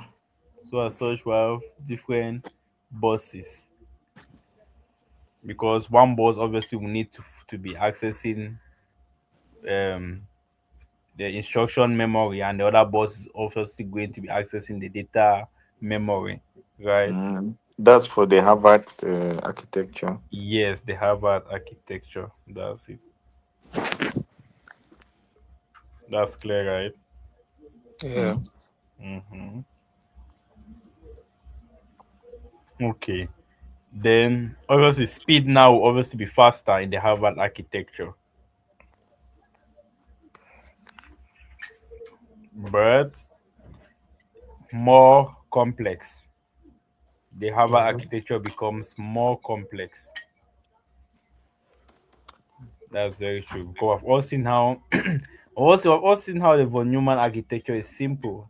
Right? This one does this, it knows that it takes instruction, it sends it back, it sends it processes the instructions and then sends back the data at once, right? Mm-hmm. Yeah, that's very clear. Like, yeah, it's very clear. But now bringing in the Harvard architecture, it's true, it does the same things, but now it will be We more separate. complex. Mm. Yeah, with all the separate stuff, separate buses, separate memory locations, separate memory, so that yeah, it's obviously going to be more complex to build it, to program it, all of those things,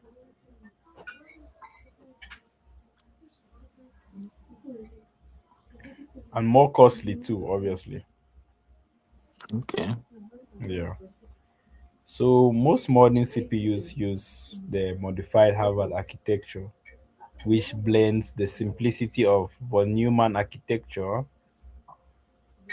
with Harvard's speed. So using using separate instructions, so you see, also the L cache and data D cache. So these are different memories, right? caches inside the CPU for fast, simultaneous access while still relying on a single bus to main RAM for flexibility and cost effectiveness. So this so this is like a way in which the modern CPUs, right, or modern machines used to, like, they blend both the Harvard architecture and the von Neumann architecture.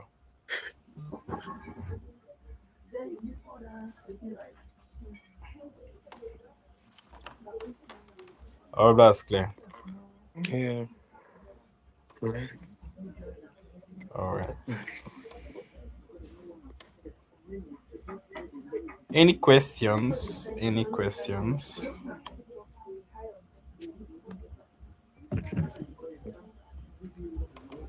I'll actually have to read through all these things today before. Yeah. I have to read through all of it again. Mhm. Yeah, very important. Do so.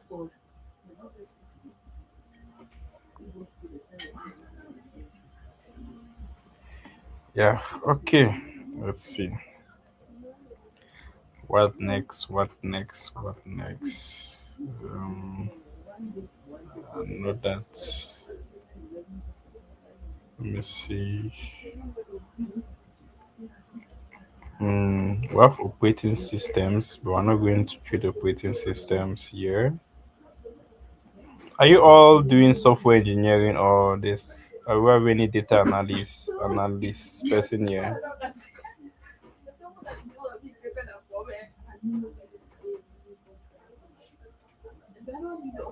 I'm doing software engineering. Okay, okay, that's fine. So, Rollins, you're doing software engineering. Yeah. Um, the other guy, please, what's your name? I'm not going to get it. Azibo.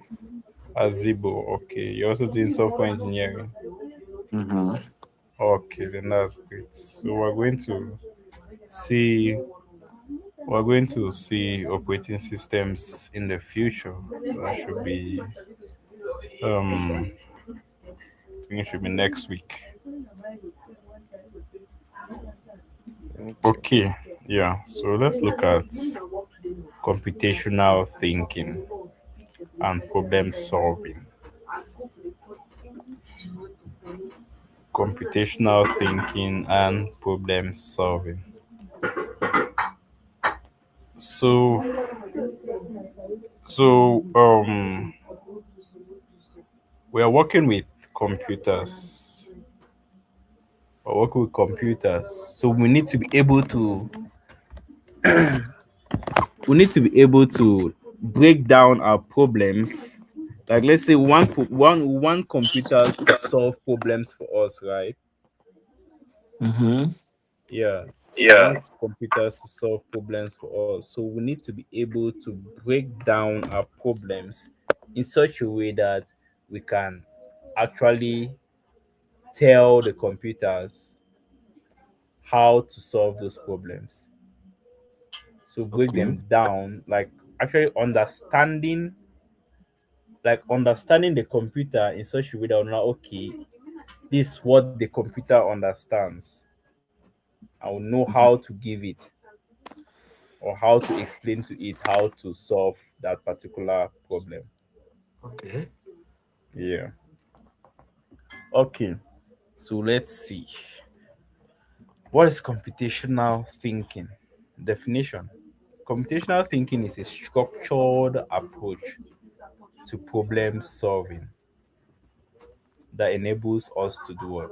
To understand complex problems, break them down logically, design solutions that can be executed by a computer or human. So just go Mm-hmm. through that again and then I'll ask questions on that.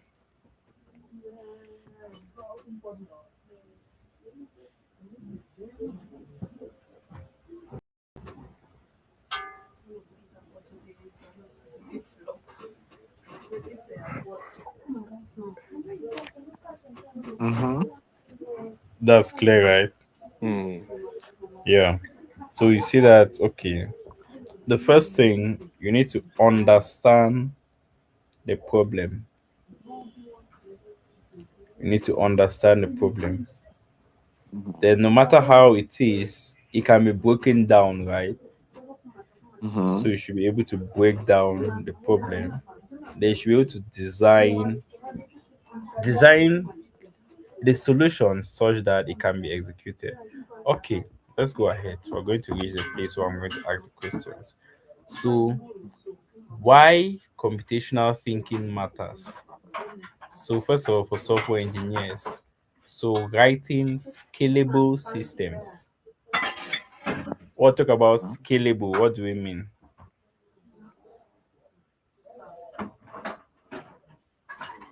I would think that scalable systems are.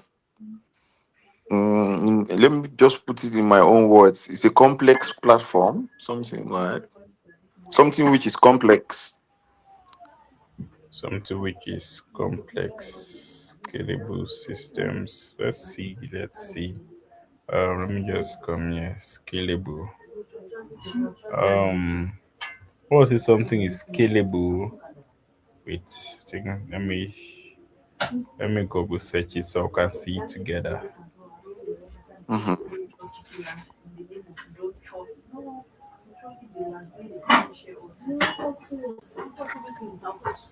Okay, so what say okay scalable systems meaning come to all. So a scalable system is one that can effectively handle growing demands, more users, data, or transactions by adding resources without compromising performance or reliability, allowing for growth without fundamental redesign. Exactly. Mhm. So, for example,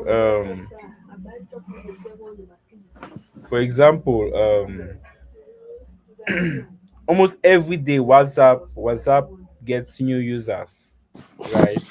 Mhm. And also a lot of data is transferred It's within. transferred exactly.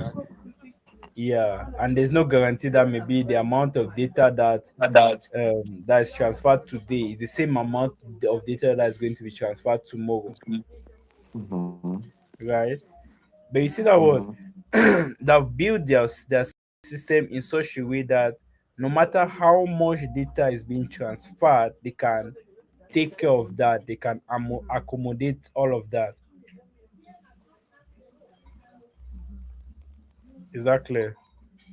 Mhm. So they can handle all of that. No matter how many people uh, subscribe to WhatsApp or start using WhatsApp, they can they can handle everything. So that tells you that what WhatsApp is scalable. Mhm. Are we there? Yes. Yeah. All right. So that's what I mean by scalable systems. Okay, let's go back to our notes. So we see that what computational thinking helps software engineers to write scalable systems or to design or to build scalable systems. Mhm. That also tells you that whoever built maybe Facebook or WhatsApp had to actually sit down and think, knowing that Mhm. okay, yeah, maybe in the future, maybe in 2025, they're going to have this many Many users. more users. Exactly. So they have to be ready for that. Okay. So it also helps us to do what? To design clean APIs. So we're going to see what APIs are. APIs is an abbreviation actually for application programming interfaces. So but we're going to see that actually. Like you software engineers, we're going to see that. We're going to start designing APIs. Are we there? Okay. Yeah. So APIs help also communicate between different services. Between different What services. what's an example like? Yeah, an example.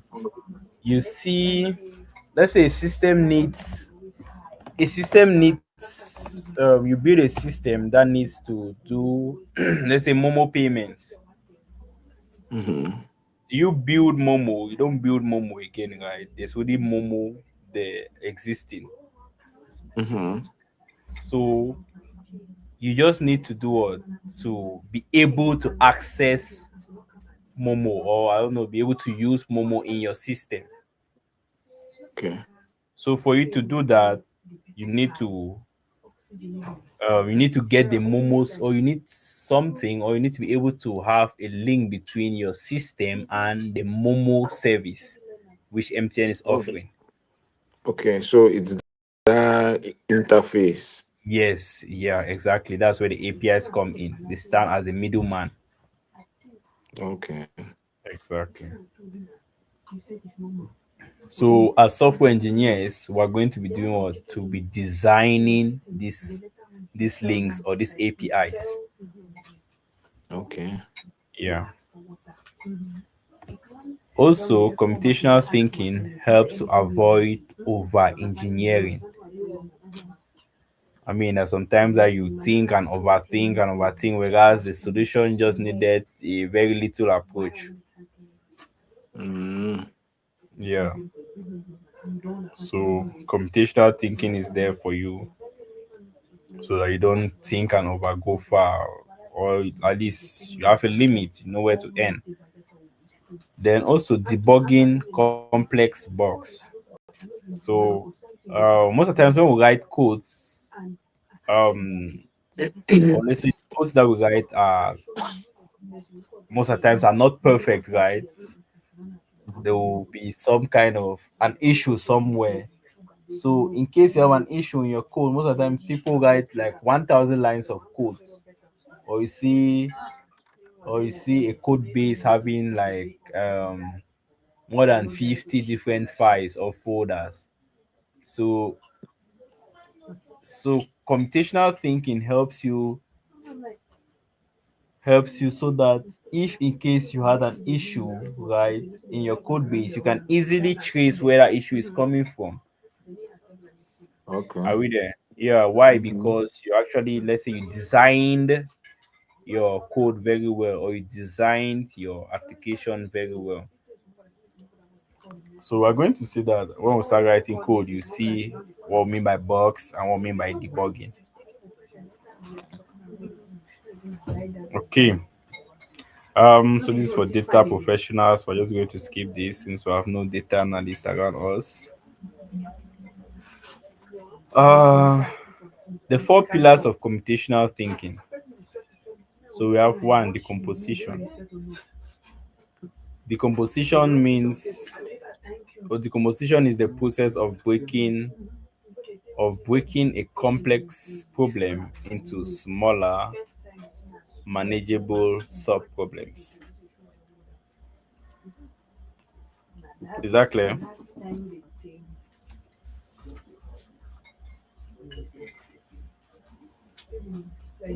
Is that clear? Yeah. Yeah. So you decompose a larger problem, right, into smaller or sub problems which you can handle individually. So now why it's important. So reduces cognitive overload, enables parallel work, makes debugging easier, encourages modular design. So these are the reasons why this is very important. So if you can break down a complex problem into smaller problems or sub problems, you can say, okay, you can take, let's say you're working in a team, right? You can now say, okay, maybe this member of the team should take this one, this other member should take this other one, this other member should take this other one, right? Mm-hmm. Yeah. That's it. Also, So that's where we talk about parallel work. Yeah. It also makes debugging easier. So if you have issues, let's say you have issue with a particular thing, you can say, okay, this issue should be coming from this subtask. So you just go and focus on that particular subtask, and then you fix that issue.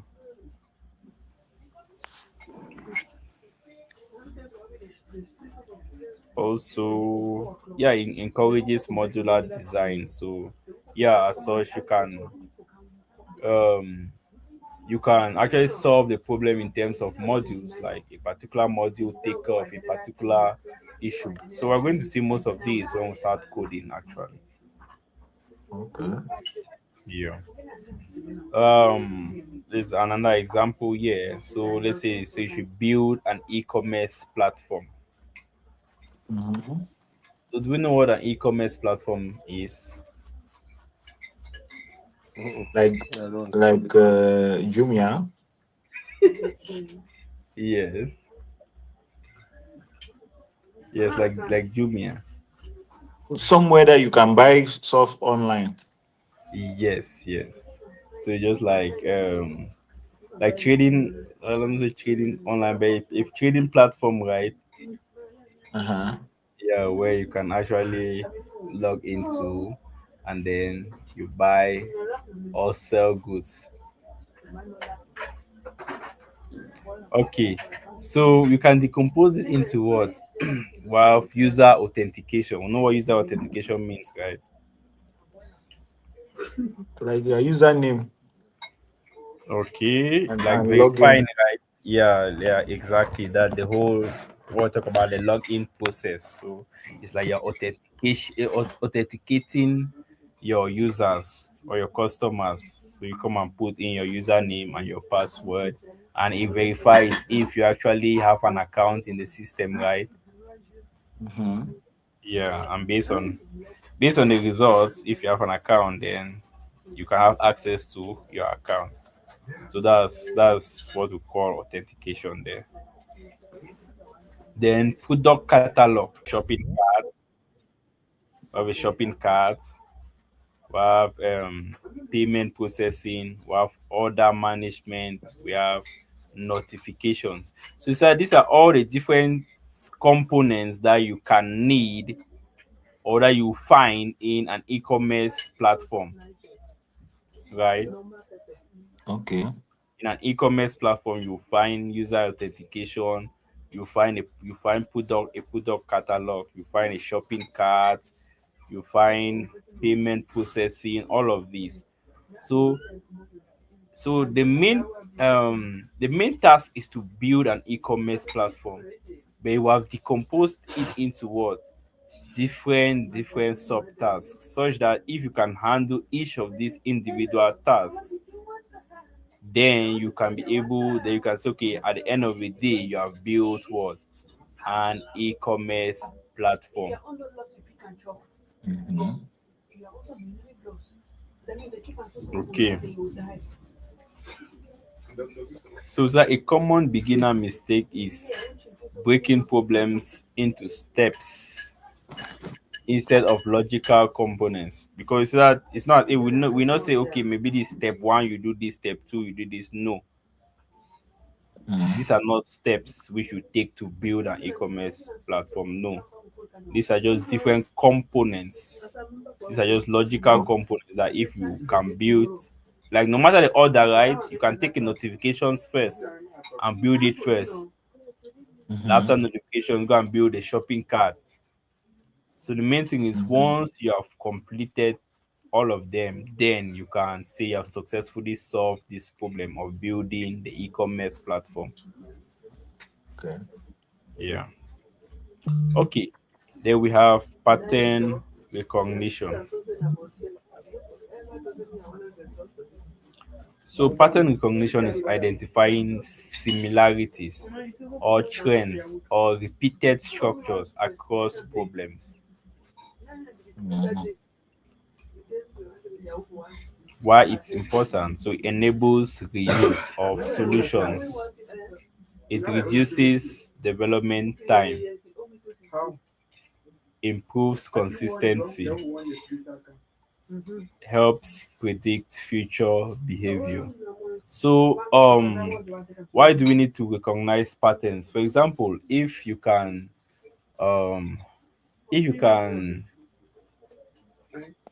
if you can,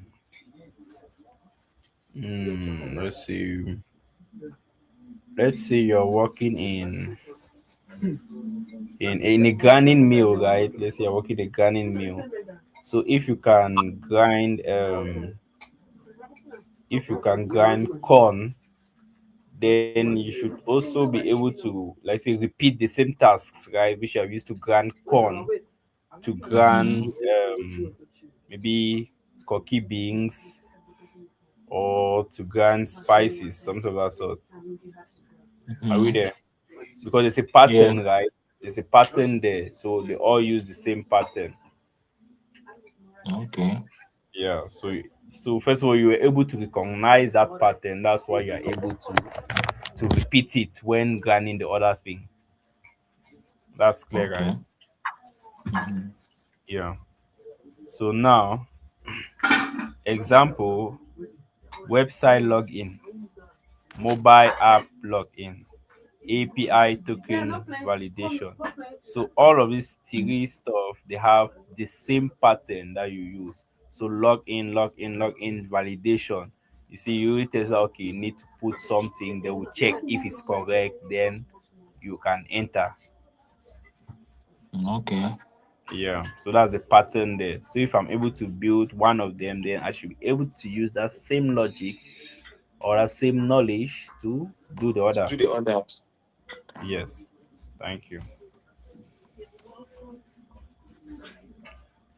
Let's go down to abstraction.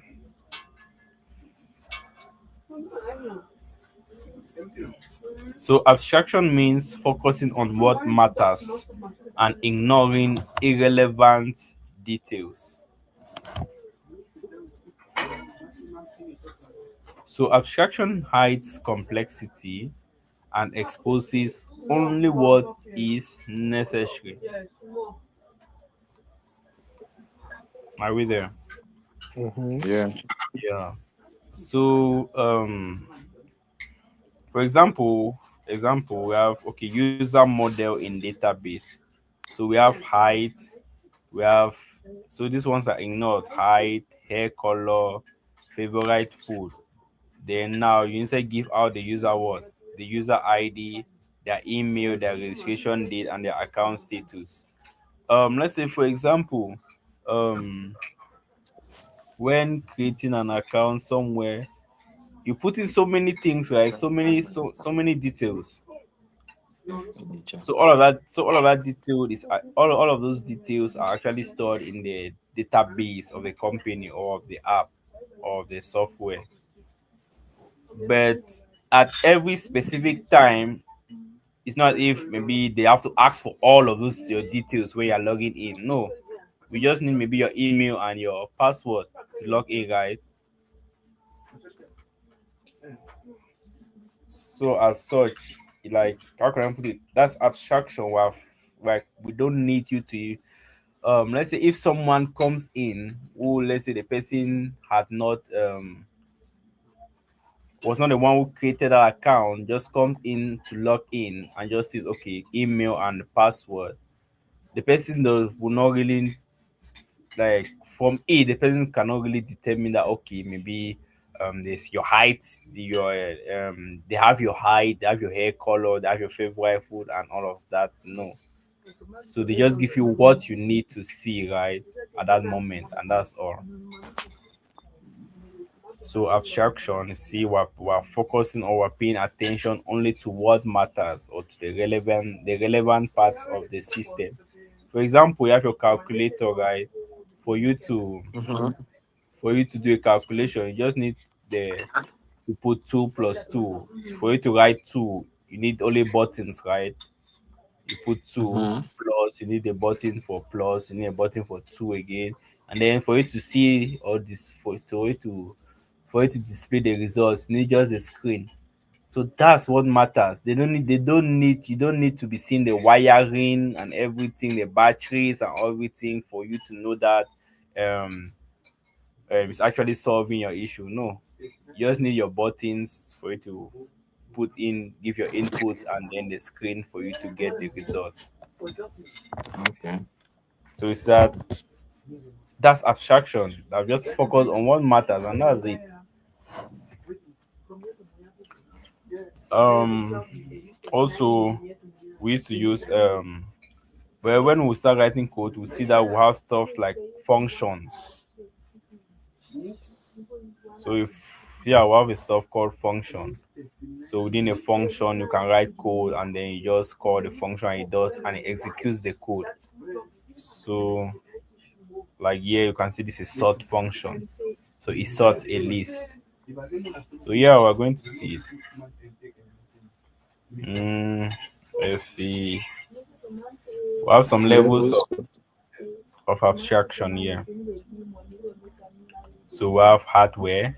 So you see how the hardware is like the the physical part, right, of the machine, of the core of the computer, the Mhm. cables, the CPU, and all the rest. They will have the operating system up. So you see how the hardware is right down there at the, let's say, at level zero. They will have, or let's say level one, they will have the operating system, like which is like above the or above the hardware, right, which manages the hardware. Are we there? Then above the operating system, we have the runtime. Runtime, for example, depending on the language they are using to program the computer, you have a specific runtime. So like here we have Python, you have JVM for Java language, Python for the Python language, and so on and so forth. They have libraries. Libraries are like functions or modules that you use to program, and then application logic itself, the application logic that you write. So we're going to understand especially these levels of abstraction when we start writing code. Are we there? Yeah. Yeah, we'll start writing code. So you're actually going to see that okay, we're going to be working more on this with this tool, and then we'll have like a runtime like which is doing the interpretation for us, right? And then sending it to the operating system. Then the operating system communicates with the hardware. So it's that we, the developers, are not interacting with the hardware directly. No, you said that different levels of abstraction before you even reach Mhm. the hardware. That's it.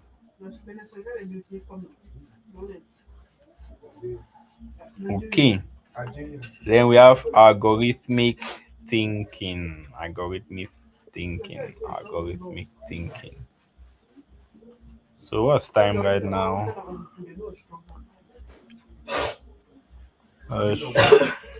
Time should be 7:39.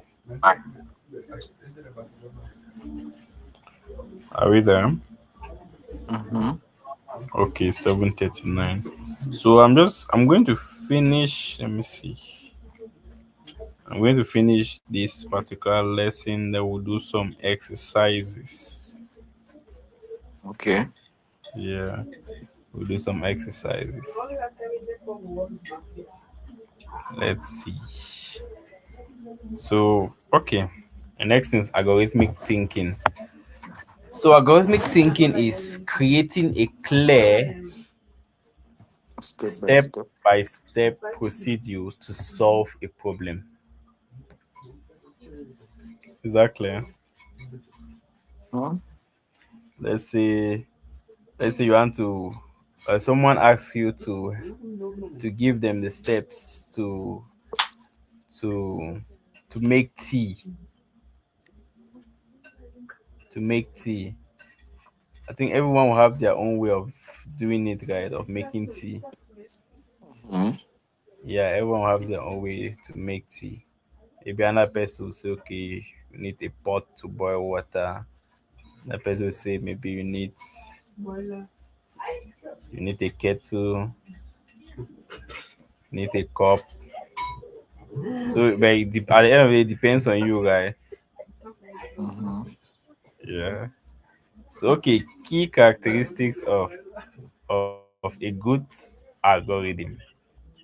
So, first of all, it's finite, which means it ends. Like if I say I want to boil, like if I say I want to make tea, right? At the end of it, it should end with me making the tea, me having the tea. Are we there? Mm-hmm. Then it should be precise, so no ambiguity. It should be precise. Like one step should I like if you give me one step, it should be clear for me. I should be able to understand that step and actually execute it. Then it should be correct. I should also give me the steps to make tea, and at the end of the day I say get, let's say, soup. Then that algorithm is wrong, right? Mm-hmm. Yeah. Then efficiency. Yeah. Most of the times when we talk about efficiency, we're talking about like you should not waste time, you should not waste time, waste resources, right? Mm-hmm. Yeah, because for example, maybe one person will tell you to, let's say, use another person's algorithm to make tea might need you to use a whole day to make that tea. Whilst another person's algorithm will just need you to use maybe 2 minutes, 5 minutes, and you're done. So at the end of the day, yeah, that's true. You have made tea, right? At the end of each of those algorithms. But now, which one is more efficient? Or prefer the one Mm-hmm. which I'll use 2 minutes or 5 minutes, right? Mm-hmm. And for me to understand when they say algorithm is like if it's not efficient, it will have so many. For example, you tell you step one, we have to look for water. Step two, it puts it in a cup or a boiler. Step three, add sugar, all those Mm-hmm. things. But some people will just say the first step, let's just say boil water. Mm-hmm. Second step, you add sugar. Third step, you stir and you drink. That's ended. Uh, so, so you said those are different ways in which someone will give you the algorithms, right? But based Hmm. on, like, for you, which one will you prefer? I'll choose the one which is the second option, which I just explained, to be fine, All right, all right. to be efficient I see. and precise. Yeah. Okay, all right. That's fine. Okay. We have a problem here. So sorting client names alphabetically. So okay, we're seeing some Mhm. steps that we can follow. One, compare the names. Two, decide the order. Is it ascending order? Is it descending order? So ascending order from A to Z, or is it from Z to A? That you want to put them. And based on the order, you should obviously rearrange the list, right? Mhm. And then yeah, repeat all of these until it's sorted. Mhm. Is that algorithm clear? It's I think it's fine, right? Mhm. Or is there a way that we should have maybe breaking it down again? No, I think that's better. Okay.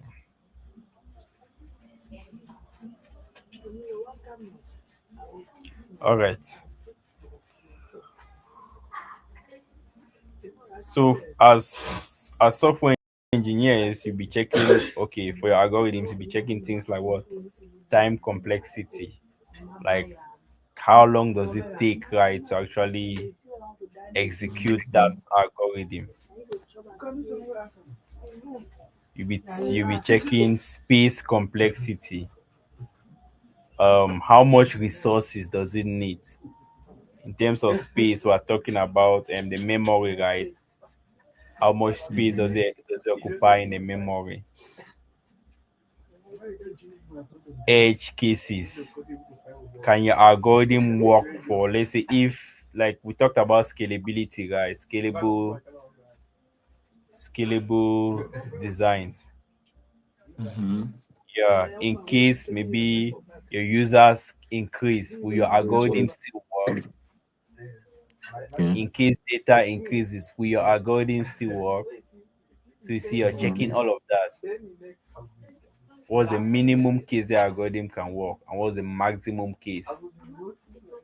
And will it still be that fast? Is that clear? Mm-hmm. Okay, let's continue to pseudocode. So what's a pseudocode? A pseudocode is so you see we see the bridge between thinking and coding. So what is pseudocode? Pseudocode is language agnostic. So what do you mean by language agnostic?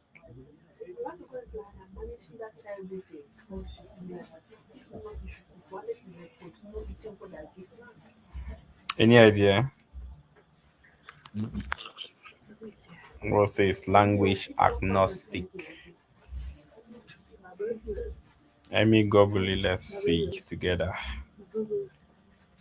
Come here. So language agnostic. Okay, so someone should read.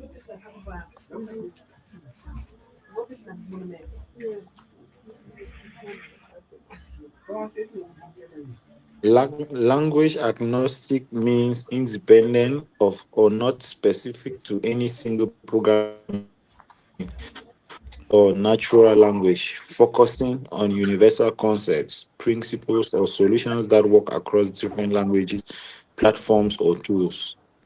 It Yeah, implies flexibility and the ability to solve problems using the best tool for the job rather than being limited to one language. exactly. So that's it. That's it. So it's not dependent. So pseudocodes are not dependent on a programming language or a natural language. So the main thing is using how can I put it? Um, Writing it in such a way that we can understand. Writing your pseudocode in such a way that we can understand. So let's see what Mhm. actually And it let's does go not. back. Yeah, go ahead. Okay. I was trying to say it does not require if you are using which programming language, the format remains. Exactly. Oh. Yes. So first, so we have seen that it's language agnostic or seen what it means. It's human readable. So yeah, I mean, it doesn't make sense that you write a pseudocode and nobody can read it. Then Mm, it's structured like code. So it's structured like code. So guys, so we saw how our algorithms were. It's not really like a code or anything. But now when you leave algorithms to pseudocodes, now you are thinking about how the code is going to be structured. Are we there? mm-hmm. So and then also used to plan logic before implementation. So that tells us also, so you said the first step is um we started with computational thinking where you decompose, you recognize patterns, you abstract. Then after that we went to algorithmic thinking where we actually write down the steps now that we have to use. And then now we are now writing pseudocodes. So it's that all of those other ones were um English or like human readable and stuff. Like we're not actually following a specific pattern.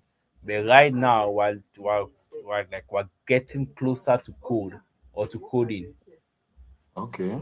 So we're now seeing that okay, we have to we have to follow a kind of structure right now, a structure which is similar to how the code is going to look like. Okay, so they usually say if your pseudocode is weak, your code will be messy. Messi, does it mean you have a lot of errors? Yeah, yeah, that's it. You can encounter errors. You even if it's running, you have bugs like issues, still like errors, but you have bugs. In case of scalability too, it's not really going to be scalable. Or also you might do a lot which you could just do a little and they put and it will still work. Okay. Yeah.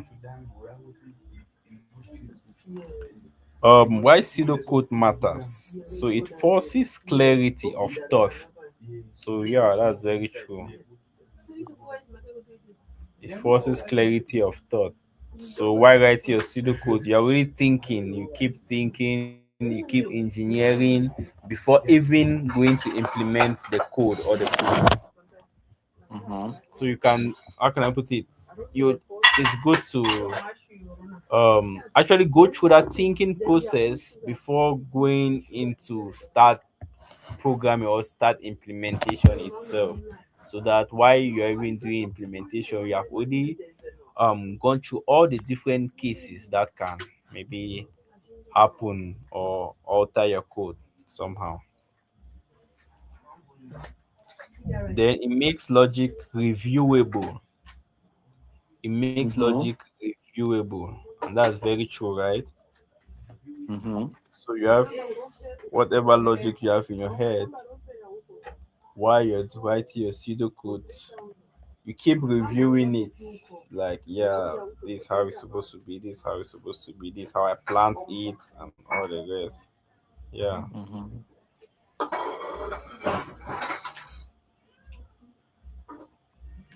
All right.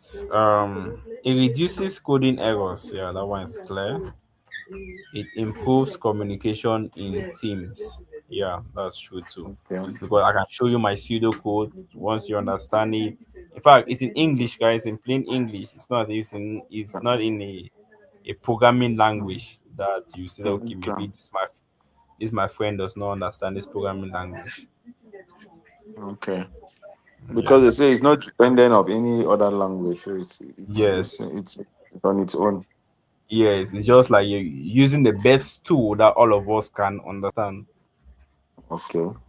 Yeah.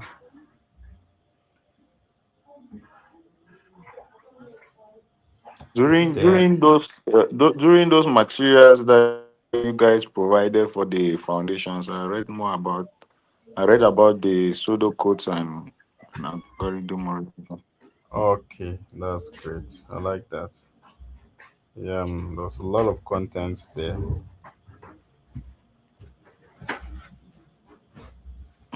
Okay. Okay. Example of a certain algorithm or like the certain algorithm that we had up there, guys. Mm-hmm. Yeah. So this is how maybe the pseudocode is going to look like. So we have start. So you say it has a start and it has an end. So Mm-hmm. start for each element in list or in the list. Compare with next element. If current is greater than next, swap them Swap. and then repeat until list is sorted.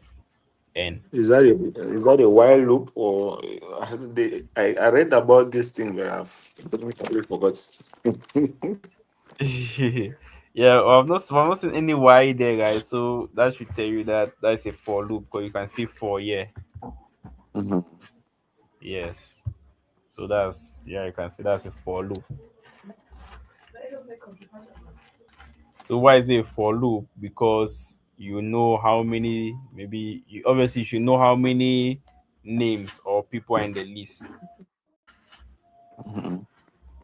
Yeah, well, we're going to get to that when we start doing, or Okay. actually, yeah, start working with maybe coding stuff. Yeah, start to see for loop, while loop, and all of those things.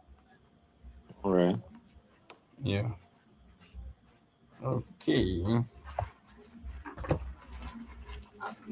Let's continue. Computational thinking in real world workflows. So, software engineering workflow. Decompose feature. Yeah. So this is Okay. like the parts that you The, are the, going su- to follow, right? the summary of what you were saying. Uh-huh. Yes. Yes. That is summary. So you decompose your feature. Mm-hmm. You recognize reusable patterns. Abstract system components. Mhm. Yeah. You design algorithm. You write the pseudocode. You implement and then you optimize. Okay. So this is how is it computational thinking? Is this how Yes. one is supposed to solve to target a problem? Exactly. That's it. These are the Mhm. steps you're going to use to target a problem, to implement a solution to a problem.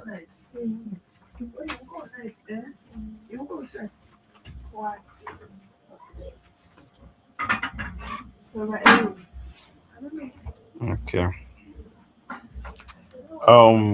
Common mistakes in computational thinking. So jumping straight into code. Yeah, so that's one thing we should all avoid. Don't just get an issue and you just go, I don't know, just take your laptop and start coding. What are you coding actually? You must go through the steps. Yes, go through the steps. I mean, it's true. Most of the times you can just think of in your head and do everything, but at least get a pen and a paper, write down some things down, write some things down. Okay. Yeah. Then over abstracting too early. Yeah, some people just go and start abstracting without even decomposing. Yeah. Then ignoring edge cases. I mean, we've already seen what happens when you don't have let's say scalable systems, right? Mm-hmm. So you see, so you now get that you should not ignore edge cases. Because I mean, if you're building an application or a software, most of the times your aim is that it should go worldwide. Then put it like that. Mm-hmm. So it doesn't make sense that you will be ignoring edge cases. If you know, if you have in mind that maybe hopefully one day your app should be used like all throughout the whole world. Then if you're Okay. ignoring edge cases, then means you don't know what you're thinking. You not set your priorities right. Then not validating assumptions. Yeah.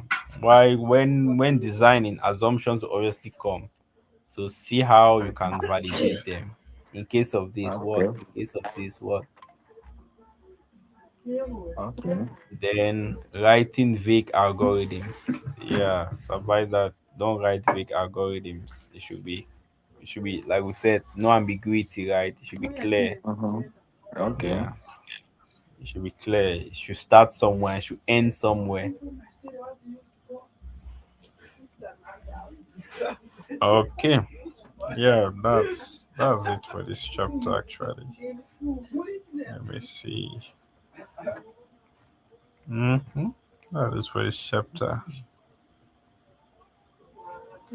Yeah. The rest are just Exercising. exercise. So decomposition. So let's break down this. Break down an online food delivery app. So yeah, let me get your inputs. So we all know what a food delivery app is, right? Or can be. Mm-hmm.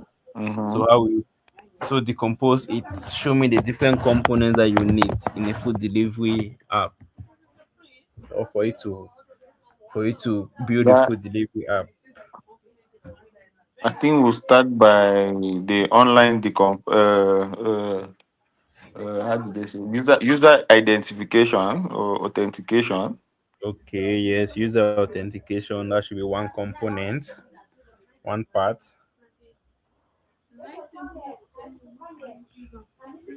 We'll check if it's a scalable system. Mm, well, that's just like a check, right? That's not really like a, how can I put it? That's not a component, a part where you say, okay, when you build that part, then you can get your food delivery app. Like, how can I put it? That's conceptual, right? It's not as if it's it's a part. It's not really a part in the food delivery app that we can say. It's just something like, okay, why building these different subtasks? You're making sure of that. Mm-hmm. Yeah. User authentication. Uh, I think you were talking about is it the product list or the catalog or what? Where we display the different foods that are available. Exactly, yes. So you can say we can say menu item for this one, not catalog. Okay, menu items. Yes, so then okay, you can go there And and then see. there'll be yeah, you see the various foods that are available. Mm-hmm. Then the next one, I think it will be after menu when you order, you have to pay. You check out. There Yes. was a So checkout. yeah, so you can say payment process. Yes. Checkout process. Your payment process as Mhm. well. And then the part which will handle the delivery. Uh-huh. Yeah, the part which will handle the delivery. In case, yeah, if your food manage your food delivery, if it's a food delivery app, so obviously that delivery part must be there, Mm-hmm. right? Mm-hmm. Yes. So like the person who is ordering, you can take where they are living. So you say you send the delivery rider to bring it now. Yes. Yes. Yes. So Yeah. What else? What else? you were talking about the API. Mm. Yeah, we check the payment API or Well, let's leave the API for now. Just give me the core things okay. that we need. Yes. I think that's all now. We'll need again the last one which I just said, the Mm-hmm. delivery part. Yeah, All I right. don't think I know. Yeah, that's fine. Okay. Let's see logic. Okay, let's see pattern recognition now. Mm-hmm. Identify patterns in login systems. So you know what I mean by login systems, right? Is where you like on this learning platform where I put my username and Yeah. password. Yes. Yes. So what are some patterns that you have noticed in them? Mm, when you input your username, you input the password, then you click on login and you take you to the home page. That's the Mm-hmm. pattern it takes now. Yeah. So you So I notice that, like, don't, I don't. okay, I mean patterns like, okay, maybe you notice that they mostly have what they mostly request for two things, either a username and a password, or maybe email and password. Like mostly Okay. those are like patterns that keep occurring, right? Mm-hmm. Yeah, Yes. they mostly have like a forgot password button or link. Mm-hmm. Mm-hmm. Or they can tell you to sign in using your email or something like that. Exactly. So yes, so that's a pattern. In many of them, like see, note that many of them have those type of things. Okay, let's look at abstraction. Mhm. Design an So abstract model for for a payment system. So a payment system, what do you need to see in a payment system? in the payment system. I think you need to see the the interface, the payment interface. Yeah, so like For, so let's say we're trying to for, say in the for interface what we example, the in the interface, like you put what the person needs to execute the transfer to or something like that. yeah, so that's actually what we want to hear. Like what are you going to put there? The, Like the, what is the person going to see? Let me put it like that. for example, when you get to the payment system, you see the exact, if it is mobile money or orange money, you clearly Uh-huh. state it out there. Yeah. You clearly state it out there, and then you put the number to which they will send the money and all that. Yes, that's it. So that's what the person needs to see. The person does not need to see that maybe how can I put it? The number that I put, I'll do this, I'll do this. No, the person just needs to see their buttons or the places where I need to put my number, check, select Okay. whether it's mobile money, it's Go. MTN mobile money or orange money, the button for me to click Mhm. send, and that's it.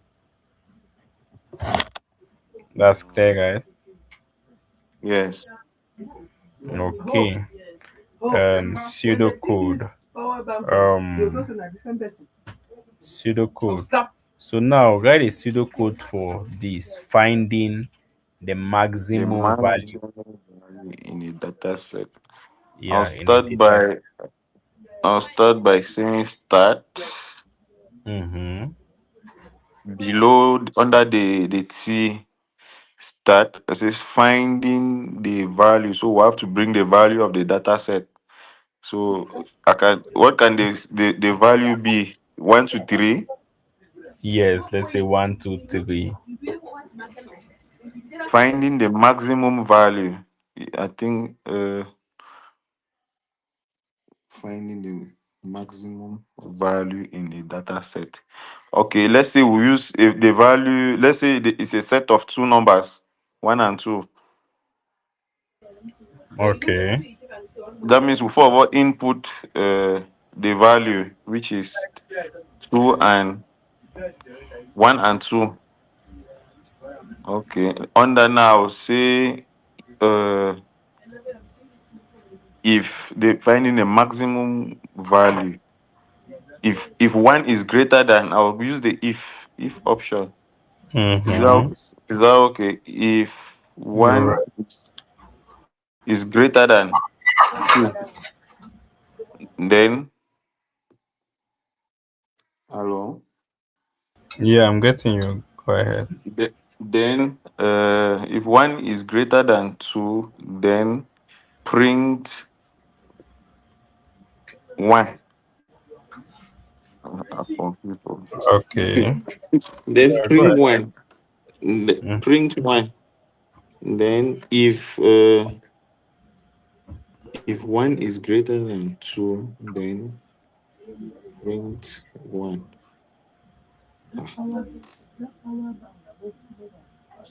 Okay. I'm stuck here. So, Let me see the example here. Let me see. all Let's right.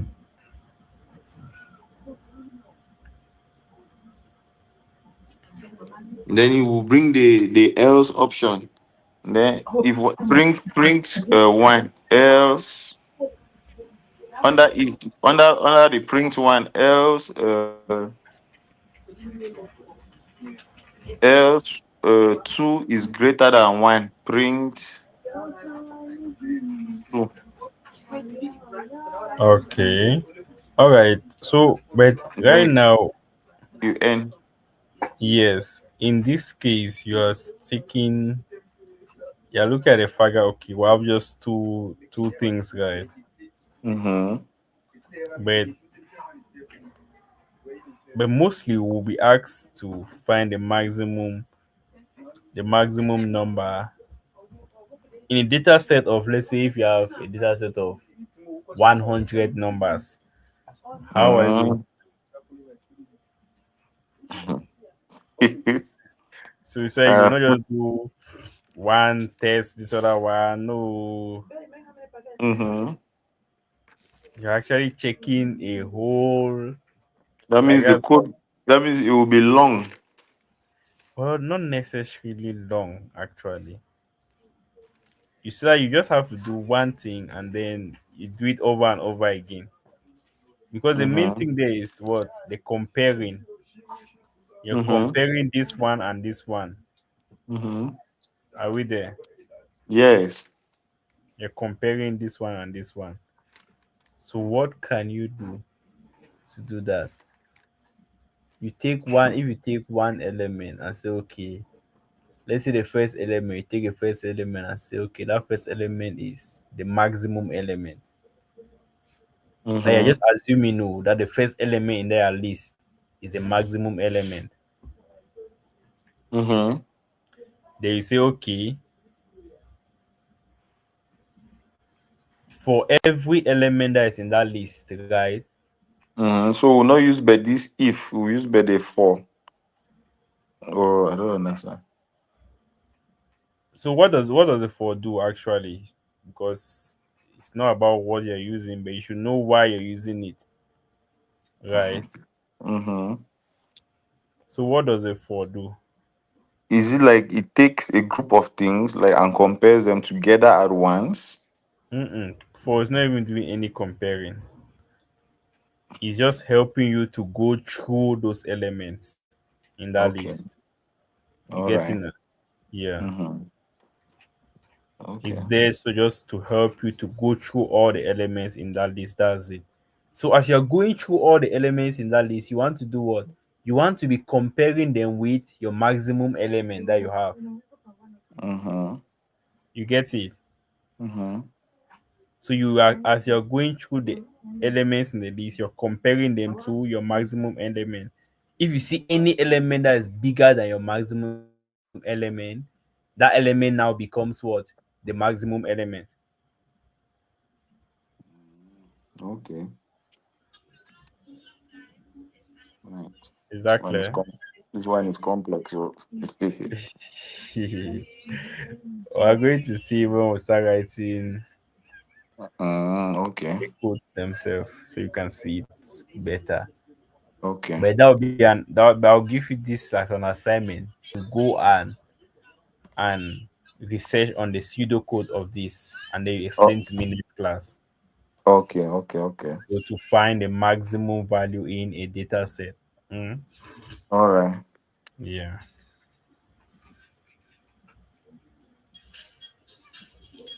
Okay. We have algorithm design. Mm-hmm. Design an algorithm to detect duplicate transactions in real time.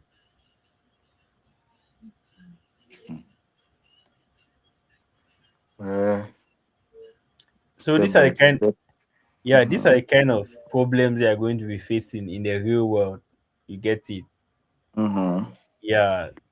So we're not teaching you whether you should go and be how can I put it? To be seeing childlike kind of problems, solving childlike kind of problems. No. Mm-hmm. When you go to the real world, you're going to see real world issues that people are facing, and you need, as a software engineer, you have to think fast and solve their issues. In fact, they pay you based on what issues you solve, not Okay. because of your name, software engineer, All right. right? Mm-hmm. hmm So you have to design an algorithm to detect duplicate transactions in real time. Mm-hmm. So, like, first of all, you should be able to come out with a scenario in your head, right? Where maybe you Mm-hmm. can have duplicate transactions. Mm-hmm. Then, based on that scenario, how will you do to detect that, okay, this is a duplicate transaction? Mm-hmm. At least you should know that each transaction has a reference number. So you say Exactly. if mhm, If you meet, you if you already have this, maybe this reference number in your database, so mhm, whenever you receive a new transaction, you check it if it already exists in a database, right? if it If exists, if it exists, then it's a duplicate. mhm. That's clear, right? If it does not exist, then it should be Yeah, added into the database. exactly.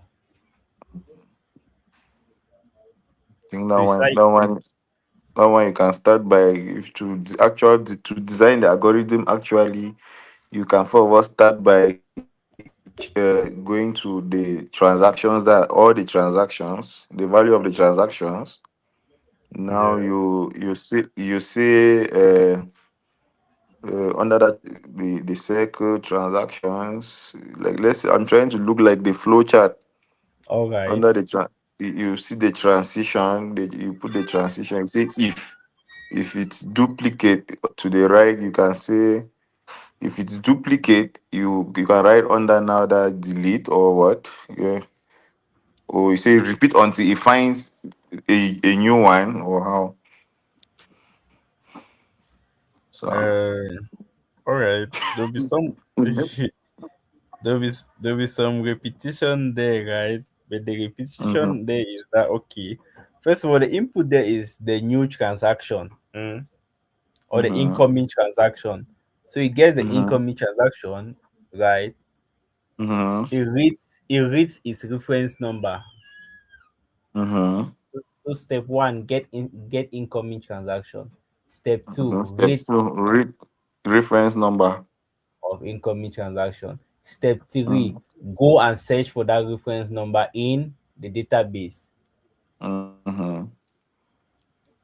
So Then based on that search, the mm-hmm, result is either it will find the that transaction reference or number not. or not. Yes, that's it. So if it Mm-hmm. finds, what next? If it doesn't find, what next? You get it now. Mm. Yes, yes, yes. It's understandable now. All right, that's good. Okay, the next one says design an algorithm to schedule tasks with priority constraints. Mm-hmm. So how are you going to go about this?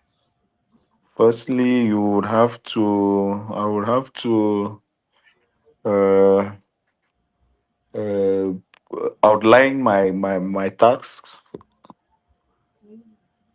or how, yeah, Okay. or make it. Mhm. You should make the priorities first, right? Maybe a priority list or the constraints. Mm-hmm. With priority constraints, that means the most important should be at the top. Yes, and then you classify your tasks. So you classify In your tasks, right? Like let's say the most important one should be at the top and the least important should be at the bottom. Hmm.